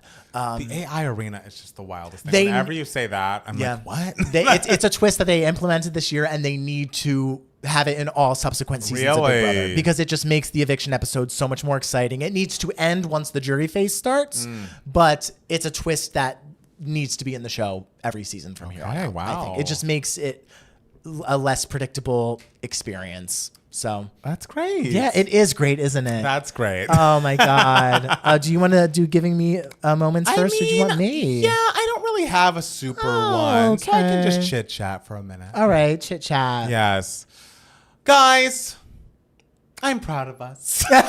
Wait. As two gay Mets, I feel like we've gone through many iterations, and I feel like we're at a very good place right now. We got an offer that we might not be able to even do, but it was an offer to like. It's a cool offer. It's a cool offer that like we would be able to do in person. Yeah, that involved some travel. We're gonna try and see if we can make it work, but. Stuff like that. The fact that we like now gonna have better audio on the weekly videos. That you bought those microphones and you were so excited. It was the best feeling in the world. I love nothing more because now if people do want to watch all our videos on a phone and basically engage with the videos like they're a podcast when it's not podcast, like the audio will be good enough to have that be the experience. I know that it's all small things, but I'm excited that also we're going to be able to do our Sabrina Carpenter reaction this Thursday, and we have like a whole idea, not an idea, but like our way of doing them since the Cowboy Carter and Tortured Poets Department lives is one that we're going to stick to, where it's going to be up on Patreon for about a week before it gets to YouTube. I just feel like we are closer and closer to having this become our full-time gig. It's not going to happen overnight, but it feels like even when we're taking the smallest steps forward, that they are steps forward. Like as dumb as it is, the fact that somebody saw me at the Sarah Bareilles show and knew me, and you weren't even there, because obviously when we were together at Kelly Clarkson waiting in line, people knew us there, but we had just done a Kelly Clarkson reaction. We were just fresh off of a viral moment. So it just feels like everything's going upwards, even if sometimes it feels like it's going up slowly, but it feels like we're still doing the right thing. It's nice to just get signs from the universe that like, okay, we're doing this the right way. Yeah, and don't stop believing, and it keeps getting better, and it's just exciting. We're not touring. We might do another LA show in sometime this year, near the end of the year, if we can get a venue, but we're not going on tour. But it was an event that someone was thinking of hiring us for, which is just exciting. It is very exciting. It's exciting. Yeah. So Matt Steele. Yeah. What's been giving you moments, darling? Cinema that I did not watch on my phone. There you go. I watched this on a big screen. I saw it Saturday morning, and it is a little indie movie called Dee Dee. And have you seen it? That this is great. Oh. Guys, you remember the movie 8th Grade from 2018? How it was like the best movie of 2018? Yes. Dee Dee is essentially a boy's version of 8th Grade. It is a boy. He's about to enter high school. He's like 13, and it's 2008, and it is 2008, ladies and gentlemen. Like, this movie is a throw fucking back. There are so many details in this movie regarding like social media, just like computer screensavers that you see that are just like on the screen, and that everyone in the audience was just like, I forgot about that. Like, it was so amazing to see like all the details that were put into creating this era of time, and it totally brought me back. It is about a 13-year-old boy named Chris Wang, and he has this little group of friends. They're a little bunch of ragamuffins. They're very cute, very fun, very energetic. They get into a little bit of trouble, but like, they're harmless. Right. They're very endearing. He has a Chinese family. His sister's about to go away to college, and he lives with his mother and his grandmother. I want to say it's his grandmother on his father's side, because his father is in Taiwan, working and like making money for the family. So his mother is taking care of her husband's mother, and also the mother is like an artist. She is a wonderful, wonderful painter, and she dreamed of becoming an artist, and so now she's trying to like balance like doing painting as a hobby, but also like kind of like trying to dip her toe into like, maybe there's a world in which I could I could make a little bit of money off of like do something like this, or maybe like join some sort of like a painting thing, get some sort of something from this, while also raising these teenage kids. And the entire movie is essentially this boy, Chris, who I imagine it is very much inspired by the director's life. The director's name is Sean Wang. And because he loves making videos, he loves posting them on YouTube. He loves like goofy videos where he's like blowing up a mailbox and sees like a crazy lady's crazy reaction. Then he starts getting very much into filming skateboarding videos, which a lot of guys... I want to say like half the guys who ended up working in film, I'm like, how did you start getting into film? And they were like, I recorded my friends skateboarding. Like, it's very much a thing. It's very much a thing. And so, but throughout most of this movie, it's this boy trying to navigate just himself and his coming of age, and it's just a moment after moment of him trying to connect with people in some sort of way, whether it's with his old friends or some new friends or with a girl, for example, like him trying to figure out how to talk to these people, and even on social media through like AIM or this new thing called Facebook or MySpace, trying to figure out how to communicate with them. And sometimes it's successful and sometimes it's not. And like the sort of like loneliness and isolation he feels after it doesn't go well. And the way it's done, the fact that I was like relating so hard to this 13-year-old boy, it's like, because it's like, oh no, this is all shit. Like in how you feel like you make a mistake in interacting with someone you like, or even a friend, and you look back and you're just like, oh God, I totally blew that. Right. Like I was such an idiot. I made such an ass out of myself. Life is over. Like just the way all of that's done. It's just like, damn, like he's going through this at 13. And I feel like I'm still going through some sort of semblance of this sometimes, but it's like, of course, because everyone is like, everyone has these little insecurities during social moments that you feel like you've ruined it all, but like really you haven't. It is a wonderful movie that is so like beautiful and devastating, but like heartfelt and just like warm, but like you are really, really feeling for these people. And I have to say, I think my favorite performance of the year so far is in this movie. And that is an actress. Her name, hold on, let me look her up. Her name is Joan Chen, who plays the mother who loves to paint.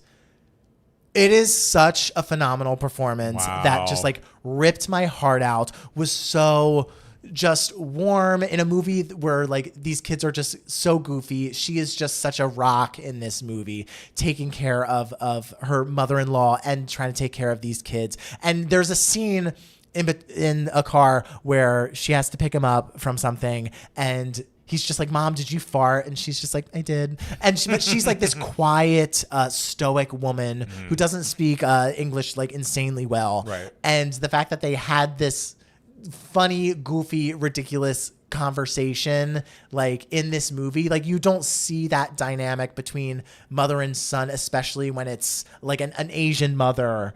Like you don't see that dynamic. You don't like you don't see like a stoic like Asian woman talking about farts in film. Like you just kind of don't. So like seeing that is just so heartwarming and so real and beautiful, and it's so wonderful. It's great. It's a great movie. Wow. Yeah. All right. I guess I got to see Dee Dee. Yeah, you got to see Dee Dee. I think they're kind of doing a slow rollout for Dee Dee. Okay. I hope it's because the distribution company thinks it could be like a solid contender for maybe like an Oscar nomination for maybe like screenplay or like maybe picture. I would love it if it got in for picture. Wow. Think supporting actress for your... Oh, I mean, that would be a dream. I would die. I would love that. But yeah, it's great performances. The lead kid is really great too. I know the grandmother, she's the director's real life grandmother. Oh, she's cool. so great. Like everyone in the movie is really great. The kids are so like authentic and real. You really feel like you're back in 2008 with like the way they're talking. And what a time that was. It was a time. It was a time. It was like there's a lot of Paramore references. Like good. The Riot album. That's very much prevalent Yes. throughout the movie. So, and they're talking about Haley Williams' vocals. I'm in. They're just like, Haley Williams is so great, and I'm like, Matt Right. Palmer will love this. I do love it. I love it already. Yeah, it's a wonderful like sister movie to 8th Grade, which is Also an iconic. I need to watch that movie again. Me too. I need to rewatch that. I think about that scene all the time where the girl in 8th grade is like sitting in the backyard with her dad, and she's just essentially like feeling like nothing is going right and everything, and her dad delivers like the most beautiful monologue to her that's just like you're like going out there and you're going to school and like you're posting videos of yourself online, and that's like you're posting these videos, like even though these videos aren't getting any views, but like you're doing something you love and that's so admirable. Like I think about that monologue all the time, and this mother has such a beautiful monologue in the movie as well. So it's like, yes, get that Oscar scene, please, Joan Chen, let's go. All right. We love an Oscar scene. We love when it's like you see hints of greatness from a character throughout a movie, especially like a supporting woman. Hints of greatness, and you're just like, please let there be a good monologue coming up. Please let there be a good baby scene in there. And they gave it to her, and it's like, yes, yes. Oh my goodness! All right. I mean, I'm interested now. This is Sing Sing and Dee Dee are my two most interested movies of your descriptions. You got to catch up. Got to catch up. Catch up. Let's go. Is there anything else you want to tell the people? That we love you. Thank you so much for everything. Yes. Thank you for being here and listening to us. And we'll be back next week with more 2Gay Mats, the podcast. Bye. Bye. Cute. Guys, we did it. We did it. Hey, that wasn't that short. I know. We know how to make it. We know how to stretch. We have Joan Chen stands in the audience. Yeah, I didn't realize she was on Twin Peaks. I had heard her name before, but I didn't know she was Twin Peaks. I've never seen Twin Peaks. I have not either. I know that's bad to say, but I have never seen Twin Peaks. It seems weird. Listen. Maybe it's great. It just seems weird to me. It is a little weird that I haven't seen it. But no, I just mean the show seems weird. Oh, it is. Yeah. Yeah. And happy birthday, Joseph Lewis, I believe. Yeah, happy birthday. Also, thank you to Edmund who for the tip. Oh, yes. Thank you so much. I saw that a while ago. Yes. Thank you so much. We were in the middle of recording the podcast, so we couldn't stop and say that. But thank you so much. That means a lot. Can y'all talk about Miss Katy Perry and her flop comeback? I mean, there's nothing really else to say. I'm sure there will be a song on that album that's good. Yes, I'm sure. And people will enjoy it. Yeah. And I haven't seen Twin Peaks either. I mean, it was a big deal. One day when this is my full-time job, I'll sit down and watch it. Yes, when we don't have other things to worry about. Yeah. That'll be a good day. It will, won't it? Oh, guys. Twin Peaks, not for everyone, but perfection for some. Have you seen any David Lynch films? Steel? I've seen he did The Elephant Man, right? Am I going crazy? I don't know. I've seen Mulholland Drive. Who did The Elephant Man? Does Quinn annoy anyone as much as me? Who's Quinn? Yeah, David Lynch did Elephant Man. Is Quinn from Big Brother? Quinn's from Big Brother. Okay. And Quinn is, it's so funny because he was cast on the show to be like the super fan. Yeah. Like that's his archetype and everything. And he's aware, he knows that that's his archetype. So he goes into things being like, I know more about this Big Brother strategy than anyone else. And like, he's just making dumb move after dumb move after dumb move. And it's just so funny because this guy Tucker, who is truly like, I don't give a fuck about this show. I'm not thinking strategically. I'm just like, again, what's he want to do? Does he just want to? I mean, he's chaotic. His personality, he's born for reality TV. Oh, like okay. and it's a very natural. Like it doesn't seem like he's trying too hard. Right. On the show, it's kind of just like, oh no, this guy's just a weirdo. Like he's like a hot weirdo. Yeah. And so the fact that this guy Tucker is like running laps around Quinn, and like Quinn is like constantly like in danger now because of like Tucker's chaotic nuts like antics and gameplay and like not logical gameplay that is somehow working for him. You can tell Quinn is probably just like so pissed, but I do like Quinn. Like Quinn, he seems like a nice guy and he really loves Big Brother. So I'm like, and now he's very much like the underdog of the season. Wow. Because everyone is kind of like out to get him. Right. But so I'm pulling for Quinn. Okay. You know, I hope Quinn at least makes it to jury. I hope he's not the next one out, but like he could be. Who do you think's going to win the show? Could you tell me? Joseph! I don't know if he'll win, but like you want him to win. Joseph is very much playing a little bit of a Jag game that Jag played last year. Look up who Joseph is. He's kind of like the quirky, goofy guy that they cast, which like that was Jag's archetype as well. Like goofy, but like sweet and like nice and endearing. Oh, I've seen him before. Yes. Sure. He is. He's just kind of like, sometimes he has bad reads where it's just like, this is wrong. This is a terrible read. But somehow socially, he is really finding himself in a good position. where no one's really pointing fingers at him or like really going after him as of now. He won't win out like how Jag did the second half of last season. Because the second half of last season, Jag had horrible strategy, but he just kept winning and winning and winning. So like there was no way to get him out. Right. Did he win the whole show? Yeah, Jag won last season. So I feel like Joseph could do well. Okay. I have comments. Jordan in the Discord was saying that he said today he was just like Joseph just said he wants to take Tucker to the final 2, and I'm just like, oh, that's a bad idea, Joseph. Please don't. That's a bad idea. But I'm pulling for Joseph. Okay. Yeah. Do you guys watch Love Is Blind, or is Big Brother like the only reality show for you? I don't watch. I have watched Love Is Blind. We watch Traitors. We watch Traitors. I'm Housewives. Yeah, no, I'm Bravo. I watch the Bravo shows. Yeah. Housewives, Vanderpump, Summer House. Also, Tom Schwartz has been filming at the Summer House for longer than a week, and I'm like, is he on the show? Yeah, Like, why not? I guess those Vanderpump people are all waiting for Ariana to calm down so they can film another season, but she's busy. She hosted the Love Island reunion. I was like, wow, Ariana's really fucking doing it. Good for her.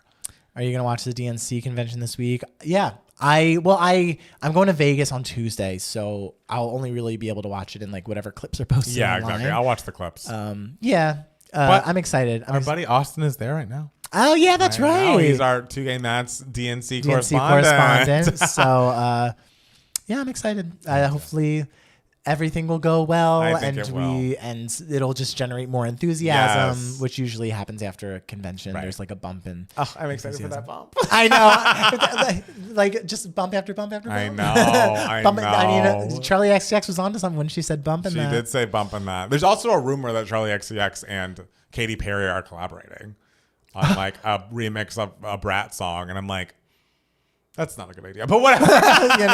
Whatever. Listen, if Katie gets on that, good for her. She's doing what she has to do. And Sheena and Lala are reportedly going to be on the Valley, which is like, the last thing I want. Oh, but you love the Valley. I do love the Valley, and I don't want to see Lala there. Sheena, I think, always makes the wrong decision, but it's just because she's so desperate. Lala's like, go away. Like, you're just annoying to me. Okay. Thought Steele was about to say he was going to the DNC. That'd be amazing. I wouldn't last long on the Wall Challenge. Oh yeah, the Wall Challenge happened Thursday night. And Stassi has a new show on Hulu and Vanderpump. Yeah, we talked about that last week. But yeah, I guess everyone's getting scattered to the winds. I assume there will be another Vanderpump Rules season, but it just hasn't been announced. They've not filmed anything, so who knows when. I hope they fire Sandoval. My hope was, okay, if only Schwartz is going to the Summer House, maybe they've cut ties with Tom Sandoval. Sure, maybe. That would make me so fucking happy. Lala the Teletubby? That one, yeah. Lala, I don't love Lala and Shishu. That's funny. Do you think Grindr will crash? Nah, they're out and proud. Yeah, they're all out and proud there. Most of them. Most of them. But, Pete's in a monogamous relationship. Relationship. Yeah. I need to marry a politician. I would be great as a first lady. We would have to delete all these videos. There'd be so much to delete. Oh my God. They would rip me to shreds. They'd be like, his annoying voice. It'd be like how they're like Kamala's laugh. It'd be like Matt Steele's voice. Austin Marlowe, we were just talking about you. I know. We were saying you were our DNC correspondent because you're out there. How's it going? How's Kamala look? She look great. I bet she's not there. Oh, she's taking a nap. Yeah, exactly. She's resting up. I know. For her big speech. Oh, that's gonna be great. It's gonna be great. It's gonna be great, and I can't wait to see what everybody says. And it's funny because George W. Bush wasn't at the RNC, but all the former presidents that were Democrats are going to be at the DNC. I know they're getting Adam Kinzinger, who's a Republican, to speak at the really. DNC. Oh, I didn't see that. Yeah, Steele for first lady. Oh, I would love that. That would be great. Oh, that means my husband will be real smart. I need a smart husband. But he'll be busy. Is that bad? I'll be busy too. I'll be doing my first lady things. Yeah, you'll be like, but I don't feel like you're just gonna need to hire people to do the like decorating for Christmas. Yeah, I'm not gonna. the vision for I don't do that. I don't have the vision for that. And you know how like Jill is still like teaching, as first lady. I'll still be getting my one-liners. I think that's every great. couple years I love on that. a TV show. Show up to set. They're like, and the makeup people are like, I just shaved the first lady's chest. Steele Biden is speaking tomorrow. I'm excited. They better give him that 20-minute standing ovation. It'll be a long one. It'll be a long It'll one. be a long one. There's always so much security here. It's like we're in the green zone. That's funny. We like security. Which politician is Steele mirroring? I mean, you know that Cory one Booker. of my biggest celebrity crushes in general is Cory Booker. You Cory do. Booker, what a man. What a man. Oh, That's funny. oh, I love him and his big smile. I knew you were going to say it. You love that big smile. I love a guy with a big smile, and he has the biggest smile. Yeah. Is he still with Rosario Dawson? No. Oh, No, he's waiting for me. okay. Cory Booker, if you're watching. He can hire Palmer, who can't then make it a full, who can make it a full Mariah themed Christmas decorations. Oh, that'd be great. That would be great. Protests as well. Yeah, I could see that being protests. Yeah, it'll be very Mariah-esque when you're first lady in there. It better be a long standing ovation because it's take. Oh. Listen, Michael. Didn't finish reading that. Listen, we're old as well. That's true. We're old and right. And I don't care. They better fucking carry him to that podium. Okay. He deserves that. Jesus Christ. Anyone tuning in for the Love Island reunion problem? I'm not, but tell me how Ariana does as a moderator, as the host. I want to know. I hope she does a great job because she's been in the hot seat at those Vanderpump reunions for a decade now. So you'd think she could do Andy's job with, her eyes closed. I get Cory Booker. Hands off, Lauren. Oh, no, not a fight over a Cory Booker. I know, we're fighting. Me and Lauren are fighting now. So, get ready. Get ready. All right, guys, I'm sleepy. I need to get Chipotle. I'm sleepy. I need Chipotle. I do. These are the things I need. But we love you. Need Chipotle. I do. We love you. We love you. Thank you for being here. You're all doing great. Yes, and we'll see you next week when we record this live yet again. Yet again. Bye.